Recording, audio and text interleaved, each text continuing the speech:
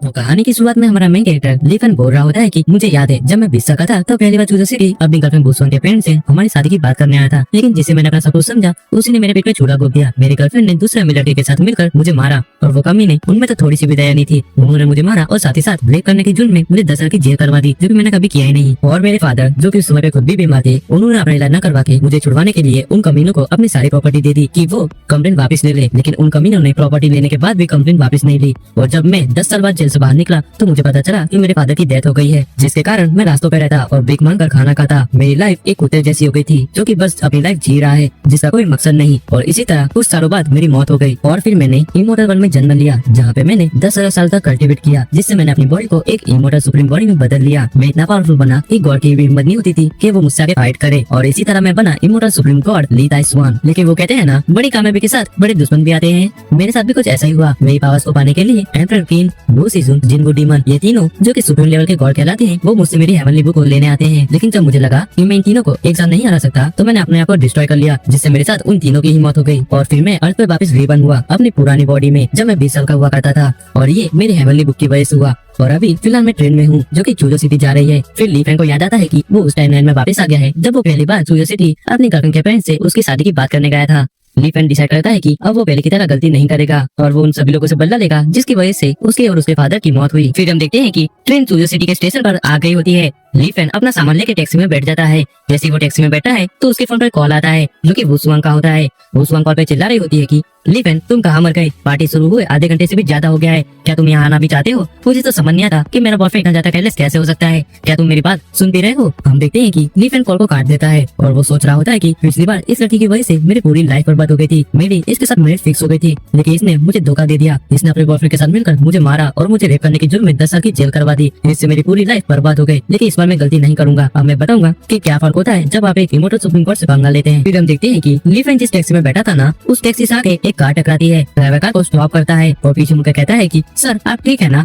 लेकिन वो देखता है कि लीफेन टैक्सी में नहीं होता। हम देखते हैं कि जो कार लीफेन की टैक्सी से आके टकराई थी ना, वो पुल से नीचे गिरने वाली होती है। तभी लीफेन पीछे से आके कार को पकड़ लेता है, जिससे वो कार गिरने से बच जाती है। वहीं बाकी लोग इस चीज का वीडियो बना रहे होते हैं। हम देखते हैं कि रेड हेयर वाला बंदा बोल रहा होता है कि अगर मैं ये होते हुए अपनी आंखों से नहीं देखता ना तो मैं इस चीज पर कभी विश्वास ही नहीं करता कि ह्यूमन के पास भी इतनी पावर हो सकती है कि वो अपने हाथों से एक कार को रोक सके। वही दूसरा बंदा बोल रहा होता है कि क्या इस लड़के को गॉड से डिवाइन पावर्स मिली है क्या, जो कि ये लड़का इस तरह का काम कर पा रहा है? वही हमारा लीफेन सोच रहा होता है कि ये ह्यूमन नेचर मुझे बहुत ही गुस्सा दिलाता है। अगर कहीं किसी का एक्सीडेंट भी हो जाए ना और वो मर भी रहा हो ना, तो ये लोग उसका वीडियो बनाएंगे लेकिन उसकी मदद के लिए फोन नहीं करेंगे। जब इनका वीडियो शूट हो जाएगा ना, तब कहीं वो लोग उसकी मदद के लिए फोन करेंगे। इस तरह के लोगों को ना मैं काट काट के अपनी मोटर वर्ल्ड में कुत्तों को खिला दिया करता था। हम देखते कि उस गाड़ी में से एक बूढ़ा आदमी और एक लड़की निकलती है। वो बूढ़ा आदमी लीफेन के पास आके बोलता है, मेरा नाम चू तियानजिंग है और यंग मैन तुमने हमारी मदद की, उसके लिए शुक्रिया, कहीं आपको चोट तो? लीफेन बोलता है कि इस तरह की छोटी मोटी चीजों से मुझे फर्क नहीं पड़ता, तो तुम्हें मेरे बारे में चिंता करने की जरूरत नहीं। चू तियानजिंग बोलता है, बिना कुछ मांगे आपने हमारी मदद की, तो अगर आपको फ्यूचर में चूजो सिटी में किसी भी चीज की जरूरत हो ना, तो आप बस मुझे कॉल करना, मैं आपकी मदद करने तुरंत आ जाऊंगा। हालांकि मैं बूढ़ा हूँ लेकिन मेरी चू फैमिली चूजो सिटी की टॉप फैमिली में से एक है। लीफेन कहता है कि मुझे किसी की जरूरत नहीं और वो वहाँ से जाने लगता है। तभी पीछे से उस बूढ़े आदमी के साथ जो लड़की थी ना, वो चिल्लाते हुए कहती है कि वहीं रुक जाओ और मुझे बताओ तुम्हें क्या चाहिए, हमारी चू फैमिली ना किसी का ऐसा नहीं रखती। चू तियानजिंग चिल्लाते हुए बोलता है कि सूर्य चुप हो जाओ, तुम इस तरह से बात नहीं कर सकती, उन्होंने हमारी जान बचाई है। लीफेन सोचता है कि लगता है ये चू फैमिली वाले मेरा पीछा नहीं छोड़ने वाले, तो वो कहता है कि मुझे 100,000 ईयर जिनसेन चाहिए जिससे मैं ये मोटर बोन्स रीसेट कर पाऊँ, तो क्या तुम मुझे दे सकते हो माननीय चू फैमिली? चू तियानजिंग कहता है कि यंग मैन तुम ना बहुत ही अच्छा मजाक करते हो, ये लड़की मेरी पोती चू सूलियन है, मुझे लगता है जब वो छोटी थी ना तभी से मैंने उसको कुछ ज्यादा ही बिगाड़ दिया है। और हाँ यंग मैन, मुझे ना तुम चूजो सिटी से नहीं लगते, तो मुझे तुम्हें क्या कहकर बुलाना चाहिए? तभी हम देखते हैं एक बंदा पीछे से लीफेन पे हमला करने के लिए आगे बढ़ता है और वो कह रहा होता है कि तू कमीने, तूने मेरा पूरा प्लान खराब कर दिया, मैंने बड़ी मेहनत से चू तियानजिंग की कार का ब्रेक फेल किया था और तूने उसे बचा लिया, तू कमीना कहीं का, तू मेरे हाथों से मरेगा। हम देखते हैं कि लीफेन उस बंदे के अटैक को महसूस कर लेता है और वो अपने डिवाइन पावर्स का यूज करके उस बंदे के अटैक को हवा में ही रोक लेता है, जिस देख के वो बंदा बहुत ही हैरान हो जाता है और वो कहता है कि ये कैसे हो सकता है, इस बंदे ने मेरे अटैक को हवा में कैसे रोक लिया? हम देखते हैं लीफेन उस बंदे पर अपने डिवाइन पावर्स का यूज करता है और उसे दूर फेंक मारता है और सोचता है कि तू जैसा मोटल मुझ जैसे इमोर्टल सुप्रीम कोर्ट को मारने की कोशिश कर रहा था, तू ना मेरे सामने एक चींटी के बराबर है। ये देखकर चू तियानजिंग शॉक हो गया होता है। वो सोच रहा होता है कि ये लड़का इसने बिना हाथ लगे उस बंदे को फेंक दिया, क्या ये बंदा किसी सीक्रेट फैमिली का ग्रैंड मास्टर है क्या? लेकिन मैंने तो सुना था कि ग्रैंड मास्टर जो होते हैं ना, वो अपनी पूरी लाइफ कल्टीवेट करते हैं, तब जाके वो कहीं ग्रैंड मास्टर बनते हैं। तो ये लड़का जिसकी उम्र लगभग 20 साल होगी, उसकी पावर ग्रैंड मास्टर की पावर से कैसे मैच कर सकती है? दूसरी तरफ हम सुलेन को देखते हैं, जो कि सोच रही होती है ये बंदा कौन है जिसने कि उस असिस्टेंट को बिना हाथ लगाए मार दिया। फिर हम देखते हैं लीफन को, जो कि बोल रहा होता है कि ये असिस्टेंट ना तुम लोगों को मारने आया था, ना कि मुझे। लेकिन इसकी किस्मत खराब है, जो कि इसने पहले मुझे मारने की कोशिश की। यही इसकी लाइफ की सबसे बड़ी गलती थी, जिसके कारण आज ये मारा गया। फिर हम देखते हैं चूतियान जेंग को, जो कि जल्दी से लीफन के पास आके झुकते हुए बोलता है कि ग्रैंड मास्टर हमें माफ करना, हमें आपको पहचानने में देरी हो गई, और हो सके तो हमारे बिहेवियर के लिए हमें माफ कर देना। आज आपने हमारी 2 बार जान बचाई है, मुझे तो समझ नहीं आ रहा है कि मैं आपको इसके लिए कैसे रिपे करूंगा। हम देखते हैं कि लीफन को अचानक से एक और फील हो रहा होता है, जो कि चूतियान जेंग ने जो नेकलेस पहना होता है उसके अंदर से आ रहा होता है, जिसे देखकर लीफन सोच रहा होता है कि ये नेकलेस शायद चूजो डिवाइन स्टोर से बनाया गया है, जो कि उसे कल्टीवेट करने में बहुत ही मदद करेगा। चूतियान जेंग कहता है कि अगर आपको ये नेकलेस पसंद आया है तो आप इसे ले सकते हैं। लीफन नेकलेस लेने के बाद कहता है तुमने मुझे अपनी मदद करने के बदले में ये नेकलेस दे दिया है, तब हमारे बीच में सब इक्वल हो गया है, अब मैं यहाँ से जा रहा हूँ। फिर हम देखते हैं कि लीफन वहाँ से चला जाता है। ये देख सुलेन अपने ग्रैंडपा से पूछती है कि ग्रैंडपा आपने उस नेकलेस को क्यों दे दिया? वो नेकलेस तो आपको बहुत ही पसंद था ना, और आप तो उस नेकलेस को बहुत ही लंबे समय से पहन रहे थे। चूतियान जेंग सुलेन को बताता है कि क्या तुम लोंगटियांग गैंग को जानती हो, जो कि मिलिट्री बेस से है। लोंगटियांग गैंग एक गैंग है जिसमें साउथ ईस्ट के सभी एक्सपर्ट शामिल हैं। इसका नाम सुनते ही दुश्मन ऑर्गेनाइजेशन कांपने लगती है, जिनका एक बंदा भी 2000 लोगों को अकेला ही मार सकता है। ये सुनकर सुलेन कहती है कि हाँ मैंने उनके बारे में सुना है, लेकिन ग्रैंडपा अभी आप उनके बारे में मुझे क्यों बता रहे हैं? चूतियान जेंग बताता है कि अभी जिस बंदे ने हमारी जान बचाई ना, वो पूरी की पूरी लोंगटियांग गैंग के बराबर का है। फिर सीन शिफ्ट होता है, हमें चूजो सिटी का एक फेमस 5 स्टार होटल व्हाइट स्वान का सीन दिखाया जाता है, जहाँ पार्टी चल रही होती है। हम देखते हैं कि लीफन वहाँ आ गया होता है, और वो सोच रहा होता है कि जब मैं पहली बार यहाँ आया था ना, तो मुझे याद है यांग साओ ने मेरी बहुत ही ज्यादा बेइज्जती की थी, लेकिन इस बार मैं उसे बताऊंगा कि कैसा फील होता है जब कोई आपकी बेइज्जती करे। तभी पीछे से कोई लीफन को बुला रहा होता है। हम देखते हैं वो और कोई नहीं वुशवांग होती है, जो कि चिल्लाते हुए कहती है लीफन तुम्हें आने में इतनी देरी कैसे हो गई? मुझे वेट करते हुए पूरा आधा दिन बीत गया है और तुम अब जाके यहाँ आ रहे हो। लीफन बोलता है तुम्हें ज्यादा चिल्लाने की जरूरत नहीं है, और तुम मुझे नहीं बताओगे कि मुझे कब आना है और कब नहीं। लीफन की बात सुनकर वुशवांग सोचती है कि आज लीफन इतना बदला बदला क्यों लग रहा है? क्या ये वही लीफन है जो कि पहले मेरे पीछे एक कुत्ते की तरह चुपका रहता था? तो आज ये इस तरह से बात क्यों कर रहा है? तभी वहाँ एक लड़की आती है, जो कि वुशवांग से कहती है क्या यही तुम्हारा बॉयफ्रेंड है जो कि आज गाँव से यहाँ आया है? ये तो दिखने से गाँव का गवाह लगता है। लीफन सोचता है इस बात को मैं बहुत ही अच्छे से जानता हूँ, इसका नाम सू शियाओइंग है, जो कि मेरी पुरानी लाइफ से ही मुझे नीची नजरों से देखती है। इसके लिए मैं एक गवार हूँ जिसके पास ना ही बड़ा घर है ना ही पैसा। वुशवांग कहती है लीफन तुम इस तरह के 5 स्टार होटल में ये किस तरह के कपड़े पहन के आए हो? क्या तुम्हें कुछ अच्छा नहीं मिला पहनने को, जो कि तुम्हें फटीचर वाले कपड़े पहन के आ गए? क्या तुम मुझे सबके सामने शर्मिंदा करना चाहते हो? हम देखते हैं सू शियाओइंग वुशवांग को अपनी तरफ खींचते हुए कहती है तुम्हें ना इस जैसे गाँव के गवार पर अपना टाइम वेस्ट नहीं करना चाहिए, तुम ना मेरे साथ चलो, हम और कहीं चलते हैं। इसका ये एटीट्यूड बिल्कुल पिछली लाइफ जैसा ही है, जो कि अभी तक नहीं बदला। फिर हम देखते हैं लीफन एक चेयर पर बैठकर सिगरेट पीने लगता है। हम देखते हैं यांग साओ को, जो कि वुशवांग को कहता है लीफन एक गाँव का गवार है, तुम्हें उसके बारे में ज्यादा नहीं सोचना चाहिए। अगर मैं उसकी जगह होता ना तो मैं अपनी इतनी बेइज्जती सुनने के बाद घर वापस चला जाता, लेकिन इसे देखो ये तो यहीं बैठकर अपनी बेइज्जती होने दे रहा है। वहीं वुशवांग सोच रही होती है लीफन मैं तुम्हें इसके लिए ब्लेम नहीं कर रही, लेकिन तुम यांग साओ के मुकाबले ज्यादा खास भी नहीं हो। यांग साओ वुशवांग को अपनी तरफ खींचते हुए कहता है कि वुशवांग तुम किस चीज का वेट कर रही हो? क्या तुम नहीं जानती कि मैं तुम्हारे लिए क्या फील करता हूँ? तो मेरे साथ चलो, हम लीफन को जाके बता देते हैं। वुशवांग शर्माते हुए कहती है ठीक है। हम देखते हैं कि यांग साओ और वुशवांग दोनों ही लीफन की तरफ आ रहे होते हैं। तभी पीछे खड़े लोगों में से एक बंदा कहता है कि क्या ये बंदा ब्रदर यांग साओ की फ्रेंड को नहीं जानता? अगर मैं उसकी जगह होता ना तो यहाँ से कब का भाग गया होता। वहीं दूसरा बंदा कह रहा होता है कि हमारे पूरा सही कह के गए हैं, हमें कभी भी किसी अमीर बंदे से पंगा नहीं लेना चाहिए।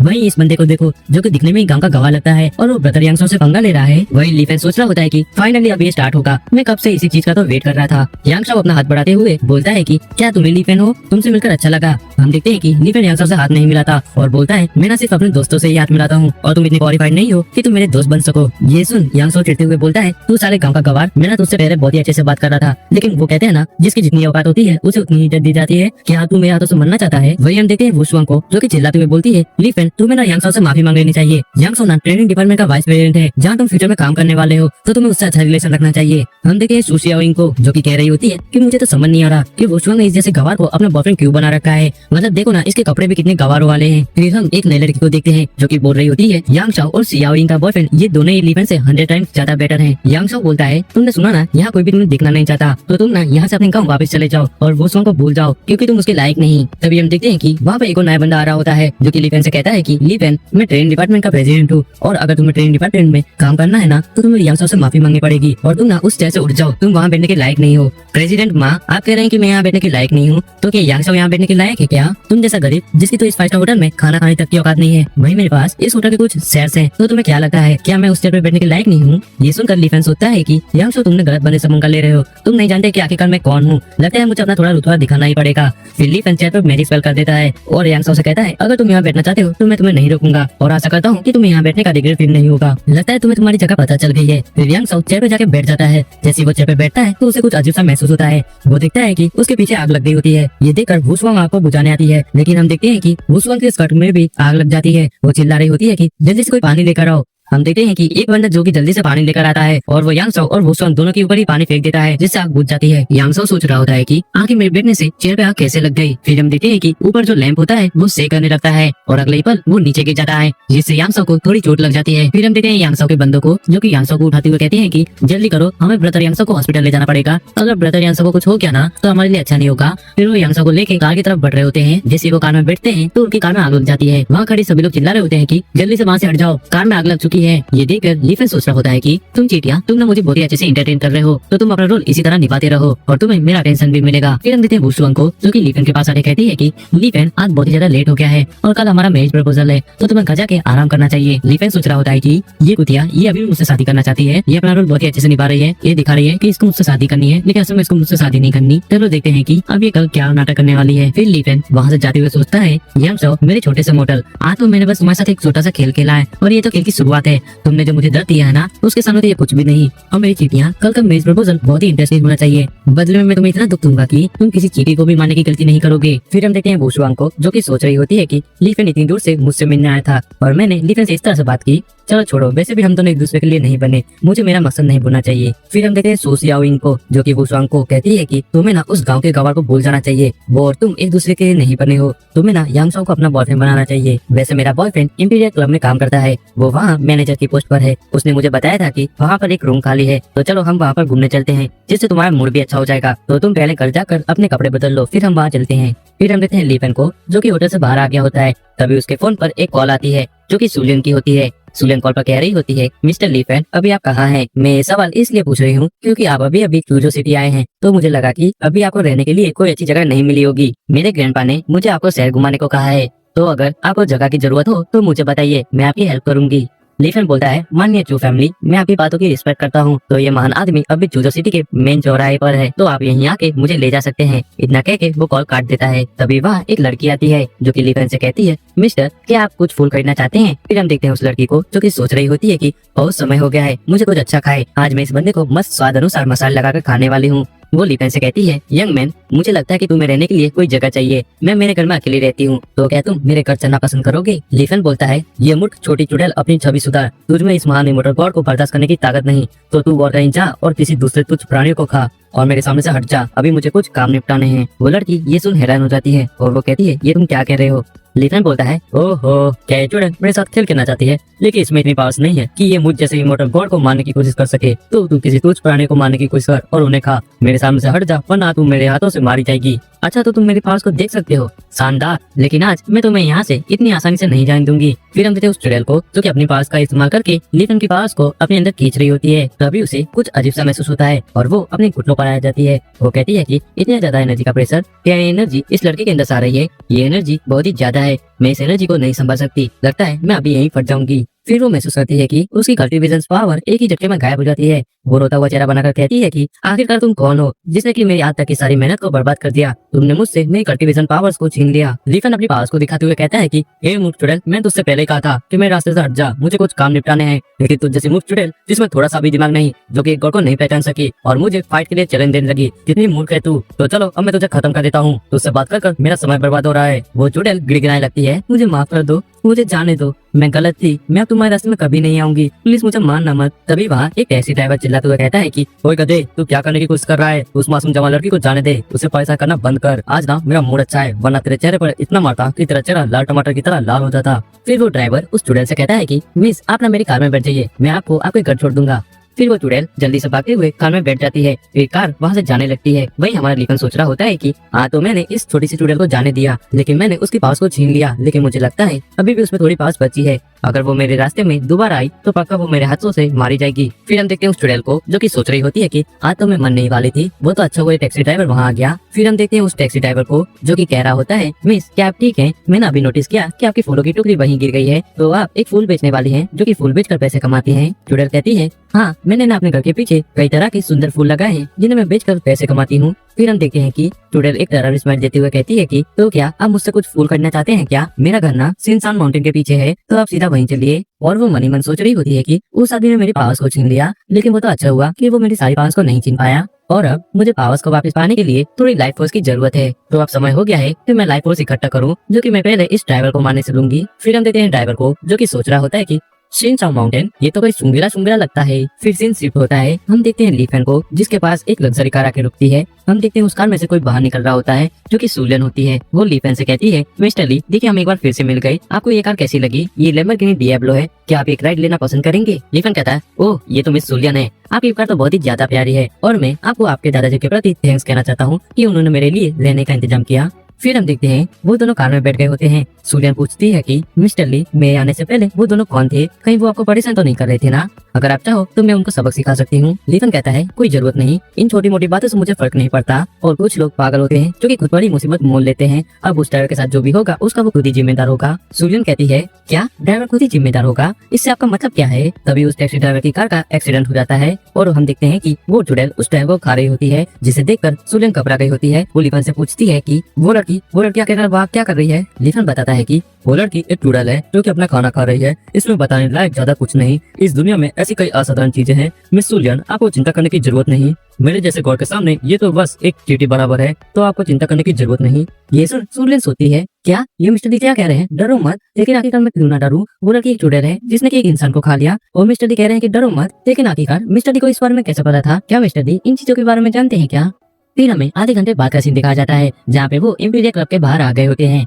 सूलियन कहती है, मिस्टर ली आप अंदर जाके आराम कीजिए, तब तक मैं कार को पार्क करके आती हूँ। फिर हम देखते हैं लीफेन को जो कि अंदर चला जाता है। जैसे ही वो अंदर आता है तभी एक बंदा लीफेन को रोक लेता है, और वो कहता है, तुम ना यहीं रुक जाओ और मुझे बताओ कि आखिर तुम यहाँ क्या करने आए हो? लीफेन बताता है, मेरे फ्रेंड ने मुझे यहाँ रहने के लिए बुलाया है, तो मैं यहाँ रहने आया हूँ। वो बंदा कहता है कि तुम जैसा गरीब यहाँ रहने आया है, क्या तुम्हारे पास मेंबरशिप कार्ड है? लीफेन बताता है, नहीं मेरे पास मेंबरशिप कार्ड नहीं है, लेकिन शायद मेरे फ्रेंड के पास होगा जिसने की मुझे यहाँ बुलाया है, वो अभी कार पार्क करने गई है। वो बंदा कहता है कि हम ना सिर्फ अपने मेंबर्स को सर्व करते हैं, अगर तुम्हारे पास मेंबरशिप कार्ड नहीं है तो तुम ना यहाँ से निकल जाओ, वरना मुझे सिक्योरिटी को बुलाना पड़ेगा, वो ना तुम्हें धक्के मार के यहाँ से निकालेंगे। तभी वहाँ एक दूसरा बंदा आता है जो कि इस जगह का मैनेजर होता है। वो कहता है कि क्या दिक्कत है? तभी पहले वाला बंदा कहता है कि मैं जवान, ये गरीब कह रहा है कि वो यहाँ रहने आया है। फिर हम देखते हैं मेजबान को जो कि बोल रहा होता है, तुम तो लीफेन हो ना, तुम जैसा गरीब यहाँ रहने आया है जिसके पास खाना खाने तक के पैसे नहीं होते, वो यहाँ रहेगा, क्या मजाक है? लीफेन बोलता है, आखिरकार तुम कौन हो और तुम्हें मेरा नाम कैसे पता? मैनेजर वान बोलते हैं कि आखिरकार तुम मुझे इतना जल्दी कैसे भूल गए? हम अभी तो पार्टी में मिले थे, मैं सुशियाविंग का बॉयफ्रेंड हूँ। ओह तो तुम सुशियाविंग का बॉयफ्रेंड हो? और वो कुतिया बात तो ऐसे कर रही थी जैसे उसका बॉयफ्रेंड टोनी स्टार्क हो, लेकिन देखो वो तो एक बस छोटा सा मैनेजर निकला। मैनेजर वान बोलता है, तुम गाँव के गवाह कहेंगे, तुम जानते भी हो कि ये जगह कौन सी है? यहाँ ना चूजा सिटी के सारे हाई क्लास लोग आते हैं, और तुम कह रहे हो कि तुम यहाँ रहोगे? क्या तुम्हारी इतनी औकात हो गई? तुम्हारे जैसे लोग 200 रुपए वाले होटल में भी जाएंगे ना, तो वहाँ पर भी उन्हें रूम लेने के लिए ईएमआई करना पड़े। लीफेन बोलता है कि मैं तुमसे कहा ना कि मैं यहाँ मेरे फ्रेंड के साथ आया हूँ जो कि मेरे लिए बिल पे करेगी, अगर तुम्हें विश्वास ना होना तो जब वो कार पार्क करके आ जाना तो उसी से पूछ लेना।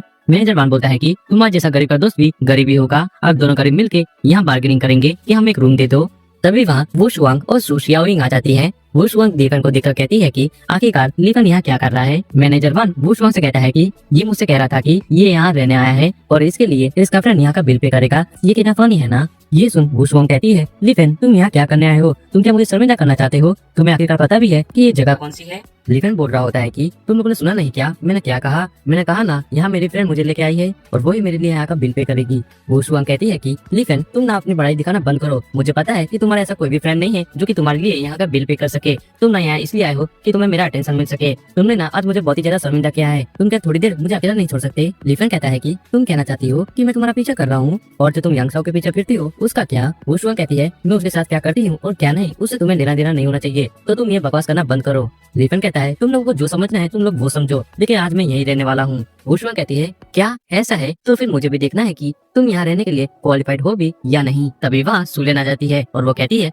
हाँ मिस्टर ली यहाँ रहने के लिए क्वालिफाइड है। सुलियन को देखकर मैनेजर वान और वो बंदा दोनों ही हैरान हो गए होते हैं। मैनेजर वान पूछता है कि मिस सुलियन आप यहाँ कैसे? सुलियन कहती है मैनेजर वान आपका कहने का मतलब क्या है, क्या मैं यहाँ नहीं आ सकती? और वो कहती है मिस्टर ली हमारे इम्पोर्टेंट गेस्ट हैं जिन्हें यहाँ आने में कोई दिक्कत ना हो, इसलिए मैं उन्हें खुद ही पिकअप करने गई थी और तुम उन्हें यहाँ से निकाल रहे थे। तुम्हारी इतनी हिम्मत, जल्दी से अपने घुटनों पर आओ और अपने को थप्पड़ मारो जब तक कि मिस्टर ली सेटिस्फाइड ना हो जाए। फिर हम देखते हैं कि मेजर वान और वो बंदा दोनों ही अपने घुटनों पर आ गए होते हैं। वो अपने आप को थप्पड़ मारते हुए कहते हैं कि हमें अफसोस है कि हम मिस्टर लीफेन को नहीं पहचान पाए कि ये मिस्टर ली के गेस्ट हैं, हम गधे हैं, हमें कभी भी एक बुक को उसके कवर से जज नहीं करना चाहिए। फिर हम वुशुआंग को देखते हैं जो कि सू शियाओइंग से पूछ रही होती है कि आखिरकार ये लड़की कौन है और तुम्हारा बॉयफ्रेंड इससे इतना क्यों डर रहा है। शियाओइंग बताती है कि वो ना मिस चू है, पिछले साल उनके गेस्ट को किसी ने इसी तरह से रोका था तो उन्होंने उसे इतना मारा कि उसकी सारी हड्डियां टूट गयी। वही हम वुशुआंग को देखते हैं जो कि सोच रही होती है कि लीफेन मिस चू के साथ क्या कर रहा है, कहीं ये दोनों एक दूसरे से प्यार तो नहीं करते ना। लीफेन तुम ना एक धोखेबाज हो जिसने कि मुझे धोखा दिया है। फिर हम देखते हैं सुलियन को जो कि कहती है चलिए मिस्टर ली अब हम यहाँ से चलते हैं। सुलियन वुशुआंग को देखते हुए सोच रही होती है कि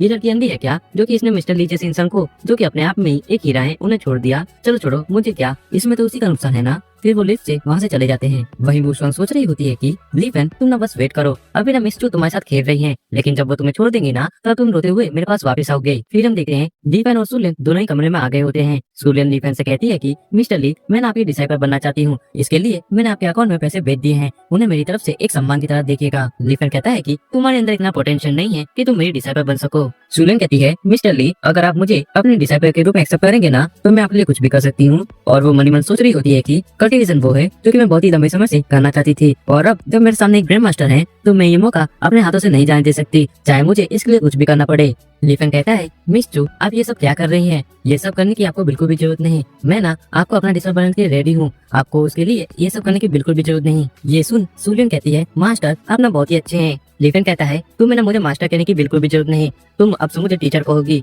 और इस चीज का ध्यान रखना कि अब से तुम मेरी स्टूडेंट हो। हमारा ताई स्टूडेंट प्लान कोई सेफ नहीं, लेकिन हम इस दुनिया के सबसे पावरफुल लोग हैं। सुलियन कहती है टीचर मैं समझ गई, लेकिन हमारे ताई स्टूडेंट प्लान है कहाँ? लीफेन बताता है कि हमारा क्लैन ना इस दुनिया से दूर दूसरी यूनिवर्स में है जहाँ कोई भी आम इंसान नहीं जा सकता, लेकिन शायद कभी तुम वहाँ जा पाओगी। जब तुम थोड़ी पावरफुल हो जाओगी ना तो ये तुम्हारा टीचर तुम्हें पक्का वहाँ ले जाएगा और तुम्हें हमारे क्लैन को दिखाऊंगा जो कि एक स्वर्ग से भी ज्यादा सुंदर है। सुलियन कहती है टीचर आप ना मुझे उदास लग रहे हैं, क्या ऐसी कोई बात है जो कि आपको उदास कर रही है? लीफेन कहता है ज्यादा कोई बड़ी बात नहीं, वहाँ ना कुछ ऐसे लोग हैं जिनकी मुझे परवाह है और मैं उन्हें बिना बताए यहाँ आ गया। फिर हमें लीफेन के पास्ट का सीन दिखाया जाता है जहाँ हम लीफेन को देखते हैं जो कि कह रहा होता है कि जूली तुम्हारी कल्टीवेशन पावर्स पहले ही बहुत ज्यादा है, तुम इतनी ज्यादा मेहनत क्यों कर रही हो? जूली कहती है बिग ब्रदर लीफेन मुझे ना अभी भी बहुत मेहनत करने की जरूरत है ताकि एक दिन जब आपको मेरी जरूरत पड़े तुम इतनी तो काबिल रहूं कि मैं आपके साथ खड़ी रहकर आपकी मदद कर पाऊं। लीफेन सोच रहा होता है जूली मैं आशा करता हूँ कि तुम अभी भी ठीक होगी और अभी भी अपनी कल्टीवेशन पर मेहनत कर रही होगी और तुम्हें चिंता करने की बिल्कुल भी जरूरत नहीं है, ये महान आदमी अभी भी जिंदा है जो कि एक दिन तुमसे मिलने वापस वहाँ आएगा। वही हम सुलियन को देखते हैं जो कि सोच रही होती है टीचर ना बहुत ही ज्यादा उदास लग रहे हैं तो मुझे उन्हें अकेला छोड़ दे। सुलियन के जाने के बाद लीफेन उस नेकलेस को बाहर निकालता है जो कि उसे चू तियांग ने दिया था। लीफेन देखता है कि वो स्टोन अब सूख गया था तो लीफेन उस स्टोन को तोड़ देता है और सोच रहा होता है कि ये स्टोन बहुत ही पावरफुल स्टोन था जो कि बहुत ही रेयर होता है, लेकिन अब ये सूख गया है तो अब ये मेरे किसी भी काम का नहीं था। फिर हम देखते हैं कि लीफेन अपने कमरे से बाहर जा रहा होता है। जैसे वो लॉबी में आता है वो देखता है कि मैनेजर वान और वो बंदा दोनों ही अभी तक अपने आप को थप्पड़ मार रहे होते हैं। लीफेन को देखने के बाद वान बोलता है ग्रेट लीफेन जी हमें माफ कर दीजिए, हमने ना अपने आप को इतने थप्पड़ मार लिए हैं कि अब हमारे गाल भी लाल टमाटर की तरह लाल हो गए हैं, अगर आप चाहो तो हम आपको ग्रैंडपा भी बोलने के लिए रेडी हैं, लेकिन हमें माफ कर दीजिए। फिर हम देखते हैं लीफेन वान को एक जोता लात मारता है और सोच रहा होता है कि इस कुत्ते ने भी यांगसाओ के साथ मिलकर मुझे बहुत ही दुख दिया था और अब जब इसकी बारी आई तो ये मुझसे माफी मांग रहा है, ये सोच भी कैसे सकता है कि मैं इसे माफ कर दूंगा? ये ना अब मेरे सामने एक चींटी बराबर है जिसे मैं कभी भी मिस कर सकता हूँ। फिर हम देखते हैं लीफेन ताजी हवा खाने के लिए बाहर आ गया होता है, तभी उसके पास से एक कार बहुत ही तेजी से निकलती है। लीफेन बोलता है अंधा है क्या, दिक्कत चलाना। तभी वो नोटिस करता है कि कार के अंदर सुलियन है जो कि मदद के लिए चिल्ला रही होती है। फिर हमें थोड़ी देर बाद एक जंगल का सीन दिखाया जाता है जहाँ पर वही कार होती है। फिर हम कार में एक लड़के को देखते हैं जो कि कह रहा होता है सुलियन तुम्हें डरने की जरूरत नहीं, मैं ना बस एक रात के लिए तुम्हारे साथ खेलना चाहता हूँ, बदले में मैं वो कॉन्ट्रैक्ट साइन कर दूंगा। सुलियन कहती है सोंग जोंग तुम कमीने, तुमने मुझे नशे वाली ड्रिंक पिलाई, तुम ना मुझे यहाँ से जाने दो वरना मैं पुलिस को कॉल करूंगी। सोंग जोंग कहता है क्या पुलिस को कॉल करोगी, लेकिन तुम कॉल कैसे करोगी, मैंने तुम्हारा फोन पहले ही फेंक दिया है और तुम ना और ज्यादा चिल्लाओ, जितना ज्यादा तुम चिल्लाओगी उतना ही ज्यादा मैं एक्साइटेड हो जाऊंगा। तुम ना आज रात कहीं नहीं जाने वाली, आज रात तुम मेरे साथ ही रहने वाली हो। सुलियन कहती है तुम कमीने कहीं के, मैं विश करती हूँ कि तुम अभी मर जाओ। सोंगजोंग कहता है तुम्हें पता नहीं क्या, ऐसी बहुत सी कंपनीज हैं जो कि मेरे साथ कॉन्ट्रैक्ट साइन करना चाहती हैं, और अगर तुम लोगों को मेरे साथ कॉन्ट्रैक्ट साइन करना है ना तो तुम्हें कुछ तो पे करना पड़ेगा ना। सुलेन रोते हुए कह रही होती है, तू जानवर कहीं का, मुझे जाने दे, मुझे छोड़ दे। तभी कोई कार के शीशे पर खटखटाता है। सोंगजोंग कहता है, ये कौन गधा है जो कि मेरे काम में दखलंदाजी करने यहाँ आ गया। ये कभी न चाहे कोई भी हो, लेकिन आज ये मेरे हाथों से मरने वाला है। वहीं हम लीफेंग को देखते हैं जो कि कह रहा होता है, तू छोटी सी चीटी, तेरी हिम्मत कैसे हुई मुझे गधा कहने की, तू बाहर निकल। हम देखते हैं कि सोंगजोंग एक बैट लेकर कार से बाहर आता है और वो कहता है, तू गधे का बच्चा, तेरी हिम्मत कैसे हुई मेरा मूड खराब करने की। मैं ना अभी बहुत ही इंपॉर्टेंट काम कर रहा था और तूने यहाँ के मेरा मूड खराब कर दिया। आज यहाँ के तूने अपनी लाइफ की सबसे बड़ी गलती की है। तू मेरे हाथों से आज नहीं बचने वाला। वहीं हम लीफेंग को देखते हैं जो कि सिगरेट जलाते हुए कहता है कि तू ना उस लड़की के पास जा और एक कुत्ते की तरह झुक कर उससे माफी मांग। अगर वो तुझे माफ कर देगी ना तो ना मैं तुझे यहाँ से जाने दूंगा। सोंगजोंग कहता है, क्या कहा तुमने? तुम्हें पता भी आखिरकार मैं कौन हूँ? शंघाई में ऐसा कोई भी नहीं कि वो मुझसे इस तरह से बात कर सके। यहाँ तक कि चूजों में भी ऐसा कोई भी नहीं जो कि मेरे बाल को भी टच कर सके। लीफेंग कहता है कि मुझे फर्क नहीं पड़ता कि तुम कोठी बंगले वाले हो, लेकिन जब तक तुम उस लड़के से माफी नहीं मांगोगे ना मैं तुम्हें यहाँ से नहीं जाने दे सकता। सोंगजोंग लीफेंग को बैट मारते हुए कहता है कि तुम क्या कोई हीरो हो जो कि यहाँ एक मासूम जवान लड़की को बचाने आया है। हम देखते हैं कि लीफेंग उस बैट को पकड़ लेता है और अपने हाथों से ही उसे तोड़ भी देता है। ये देख सोंगजोंग बोलता है, तुम कमीने कहेंगे, तुम्हें थोड़ी बहुत मार्शल आर्ट आती है तो तुम ये सोच रहे हो कि तुम मेरे साथ कुछ भी कर सकते हो, लेकिन मैं बता रहा हूँ अगर तुमने मेरे साथ कुछ भी किया ना तो मेरे फैमिली वाले तुम्हें नहीं छोड़ेंगे, वो पक्का से तुम्हें मार डालेंगे। फिर हम देखते हैं लीफेंग उस बंदे को कॉलर पकड़ कर उठा लेता है और कहता है, तो तुम मुझे बताओ क्या मुझे क्या करना चाहिए। सोंगजोंग खांसते हुए कहता है कि तुम में हिम्मत हो ना तो तुम मुझे मार दो, तुम्हारे जैसे कायर तुम में इतनी हिम्मत नहीं हो सकती कि तुम मुझे मार पाओ। हम देखते हैं लीफेंग को जो कि खाई की तरफ बढ़ रहा होता है और वो कहता है कि अगर तुम्हारी यही इच्छा है ना तो मैं इसमें कुछ नहीं कर सकता, मैं तुम्हारी इच्छा जरूर पूरी करूंगा। सोंगजोंग खांसते हुए कहता है कि तुम्हें क्या लगता है तुम्हारी इन बातों से मैं डर जाऊंगा? भले ही तुम मुझसे 100 गुना ज्यादा ताकतवर हो, लेकिन तुम में इतनी हिम्मत नहीं कि तुम मुझे मार सको। फिर हम देखते हैं लीफेंग ने उसकी कॉलर को छोड़ दिया होता है। ये देख सोंगजोंग घबराते हुए सोच रहा होता है, क्या इसने मुझे छोड़ दिया?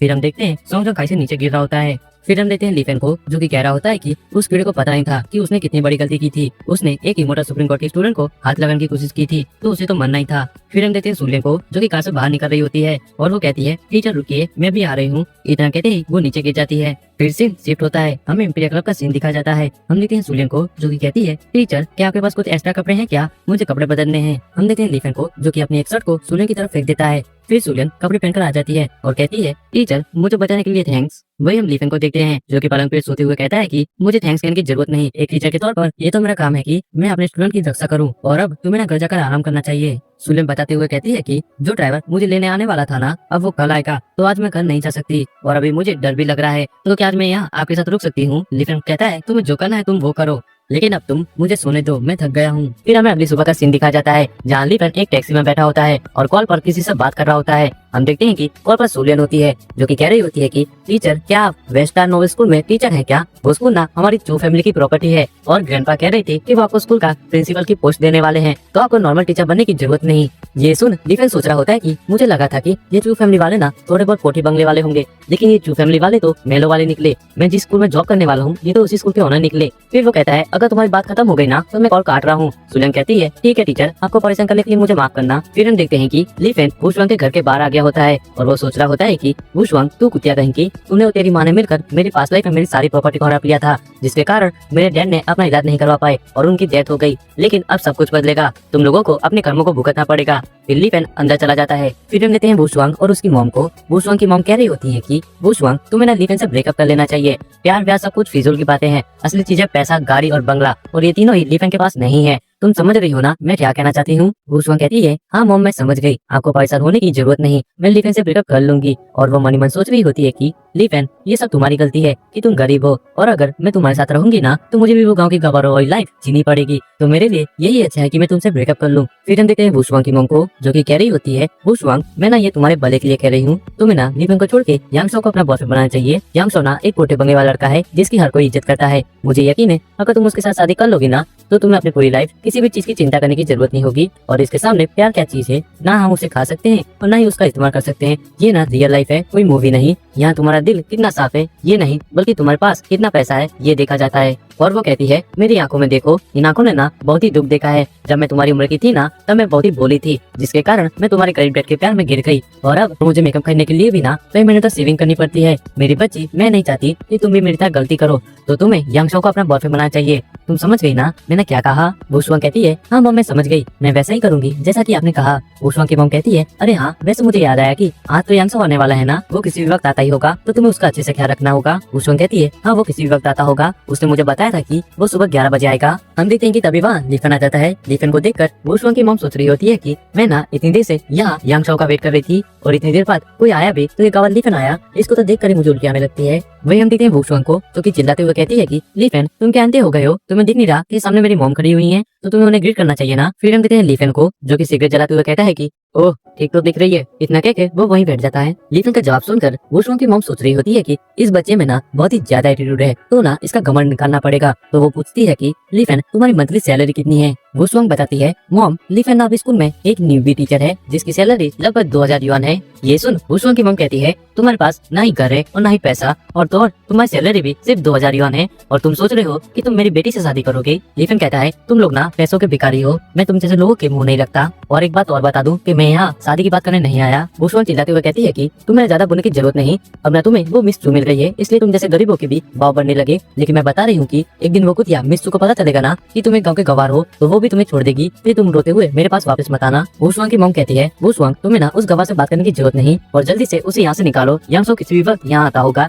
मैं नहीं चाहती कि वो इस गवार को यहाँ देखे। तभी वहाँ एक ब्लैक कार आती है, हम देखते हैं कि उसके अंदर से यांगशाओ बाहर निकलता है। यांगशाओ को देख वुशुआंग की मॉम जल्दी से यांगशाओ के पास जाके उससे हाथ मिलाने लगती है और उसे हेलो कहती है। वहीं दूसरी तरफ हम लीफन को देखते हैं जो कि सोच रहा होता है लगता है आज मेरी किस्मत मुझ पर मेहरबान है, आज ना मेरे सामने पूरी की पूरी थाली लगी हुई है, यहाँ ना वो सभी लोग हैं जिन्होंने मिलकर मेरी पिटाई की थी, तो इस थाली को तो मुझे खाना ही पड़ेगा। दूसरी तरफ हम यांगशाओ को देखते हैं जो कि कह रहा होता है आंटी कल ना मेरा छोटा सा एक्सीडेंट हो गया था जिसके कारण मैं कल पूरी रात हॉस्पिटल में भर्ती था और अभी अभी मैं हॉस्पिटल से डिस्चार्ज हुआ हूँ, तो मैं आपके लिए कोई गिफ्ट नहीं ला पाया, लेकिन मैंने सुना है कि आपके पास कोई कार नहीं है, तो कैसा होगा कि मैं आपको मेरी न्यू बेंटली कार गिफ्ट कर दूं, आप इसके बारे में क्या कहती हैं। वुशुआंग की मॉम हंसते हुए कहती है यांगशाओ कुन तुम ना हमारी फैमिली के मेंबर बनने के लिए बिल्कुल सही हो, तुम कितने पोलाइट हो। यांगशाओ कहता है आप ना मेरी मदर इन लॉ बनने वाली हैं, तो मैं आपको ये छोटा सा गिफ्ट तो दे सकता हूँ ना। ये सुन वुशुआंग की मॉम लीफन की तरफ देखते हुए कहती है कि यांगशाओ ना बहुत ही समझदार है और मेरी बेटी वुशुआंग भी बहुत समझदार है, जिसने कि यांगशाओ कुछ ना, और कुछ लोग ऐसे भी होते हैं जो कि कहीं पर भी खाली हाथ चले जाते हैं और मुफ्त का खाना खाने लगते हैं। फिर हम देखते हैं यांगशाओ को जो कि सोच रहा होता है लीफन तुम कमीने कहेंगे, तुम मेरी वुशुआंग का पीछा करते करते उसके घर तक आ गए,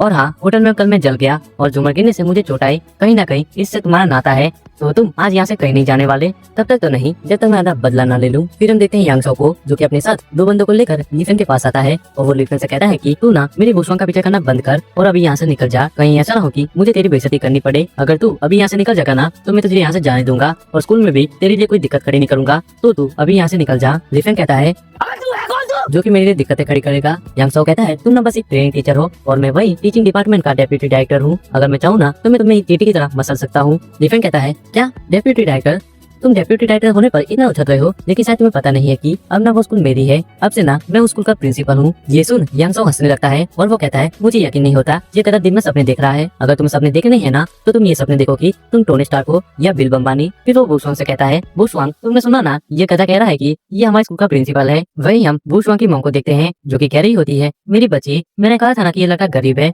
लेकिन ये लड़का तो गरीब के साथ साथ गधा भी है, तुम्हें ना इसके साथ कोई भी रिश्ता रखने की जरूरत नहीं। फिर वो यांगशाओ के पास जाकर कहती है यांगशाओ कुन तुम ना इस गवाह को छोड़ो, तुम ना मेरे साथ अंदर घर में चलो, मैं तुम्हारे लिए कुछ अच्छा खाने के लिए बनाती हूँ। यांगशाओ कहता है आंटी आप और वुशुआंग दोनों ना थोड़ी देर अपनी ये नई कार से बाहर घूम कर आइए, मैं ना लीफन से जरा अकेले में बात करना चाहता हूँ ताकि ये कभी फिर वुशुआंग के आसपास भी ना भटके। आंटी कहती है ठीक है तो हम थोड़ी देर बाहर घूम कर आते हैं, तब तक तुम उस गवार को उसकी जगह दिखा देना ताकि वो फिर कभी मेरी बेटी के आसपास भी भटकने की हिम्मत न करे। फिर हम देखते हैं वुशुआंग और उसकी मॉम दोनों ही वहाँ से चले जाते हैं। फिर हम देखते हैं यांगशाओ को जो कि लीफन से कहता है लीफन जल्दी से अपने घुटनों पर आओ और एक कुत्ते की तरह भौंक कर मुझसे माफी मांगो, फिर अपने उस गवारों वाले गाँव वापस चले जाओ और मेरी वुशुआंग के सामने फिर कभी मत आना, अगर तुम ये सब करोगे ना तो मैं तुम्हें यहाँ से जाने दूंगा, वरना तुम आज यहाँ से जिंदा वापस नहीं जा पाओगे, तुम्हें ना अपने पैदा होने पर अफसोस होगा। लीफन कहता है तू सूअर के पिल्ले तूने अपने असली रंग दिखाई दिया ना, ये महान आदमी जानता है कि तू मेरे साथ क्या करने वाला है, तू मेरे दोनों हाथों को अपंग कर देगा, मेरी किडनी को निकाल लेगा, मेरे चेहरे पर एसिड फेंक देगा और उसे बिगाड़ देगा और मुझे उस काम करने के लिए जेल में डाल देगा जो कि मैंने कभी किया ही नहीं। ये सुन यांगशाओ कहता है तो तुम इसके बारे में पहले से जानते हो, अगर तुम जानते ही हो तो जल्दी से अपने घुटने टेको। फिर देखते हैं लीफन को जो कि यांगशाओ की गर्दन पकड़कर उसे उठा लेता है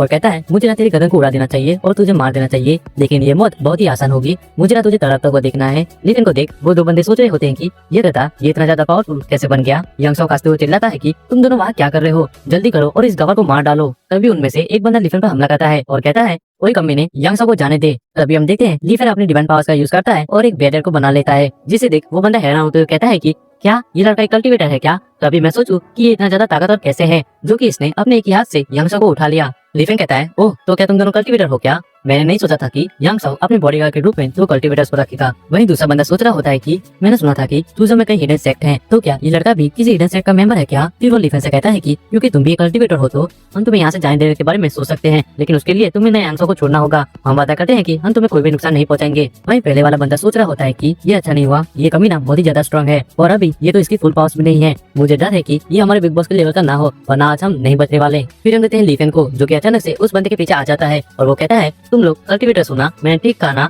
लेकिन अभी तुम लोग मेरे सामने एक दूध पीते बच्चे हो। फिर लीफेन उस बंदे को हाथ को मचोड़ते हुए कहता है, उस समय इसी हाथों ने मेरे पैर को तोड़ा था ना।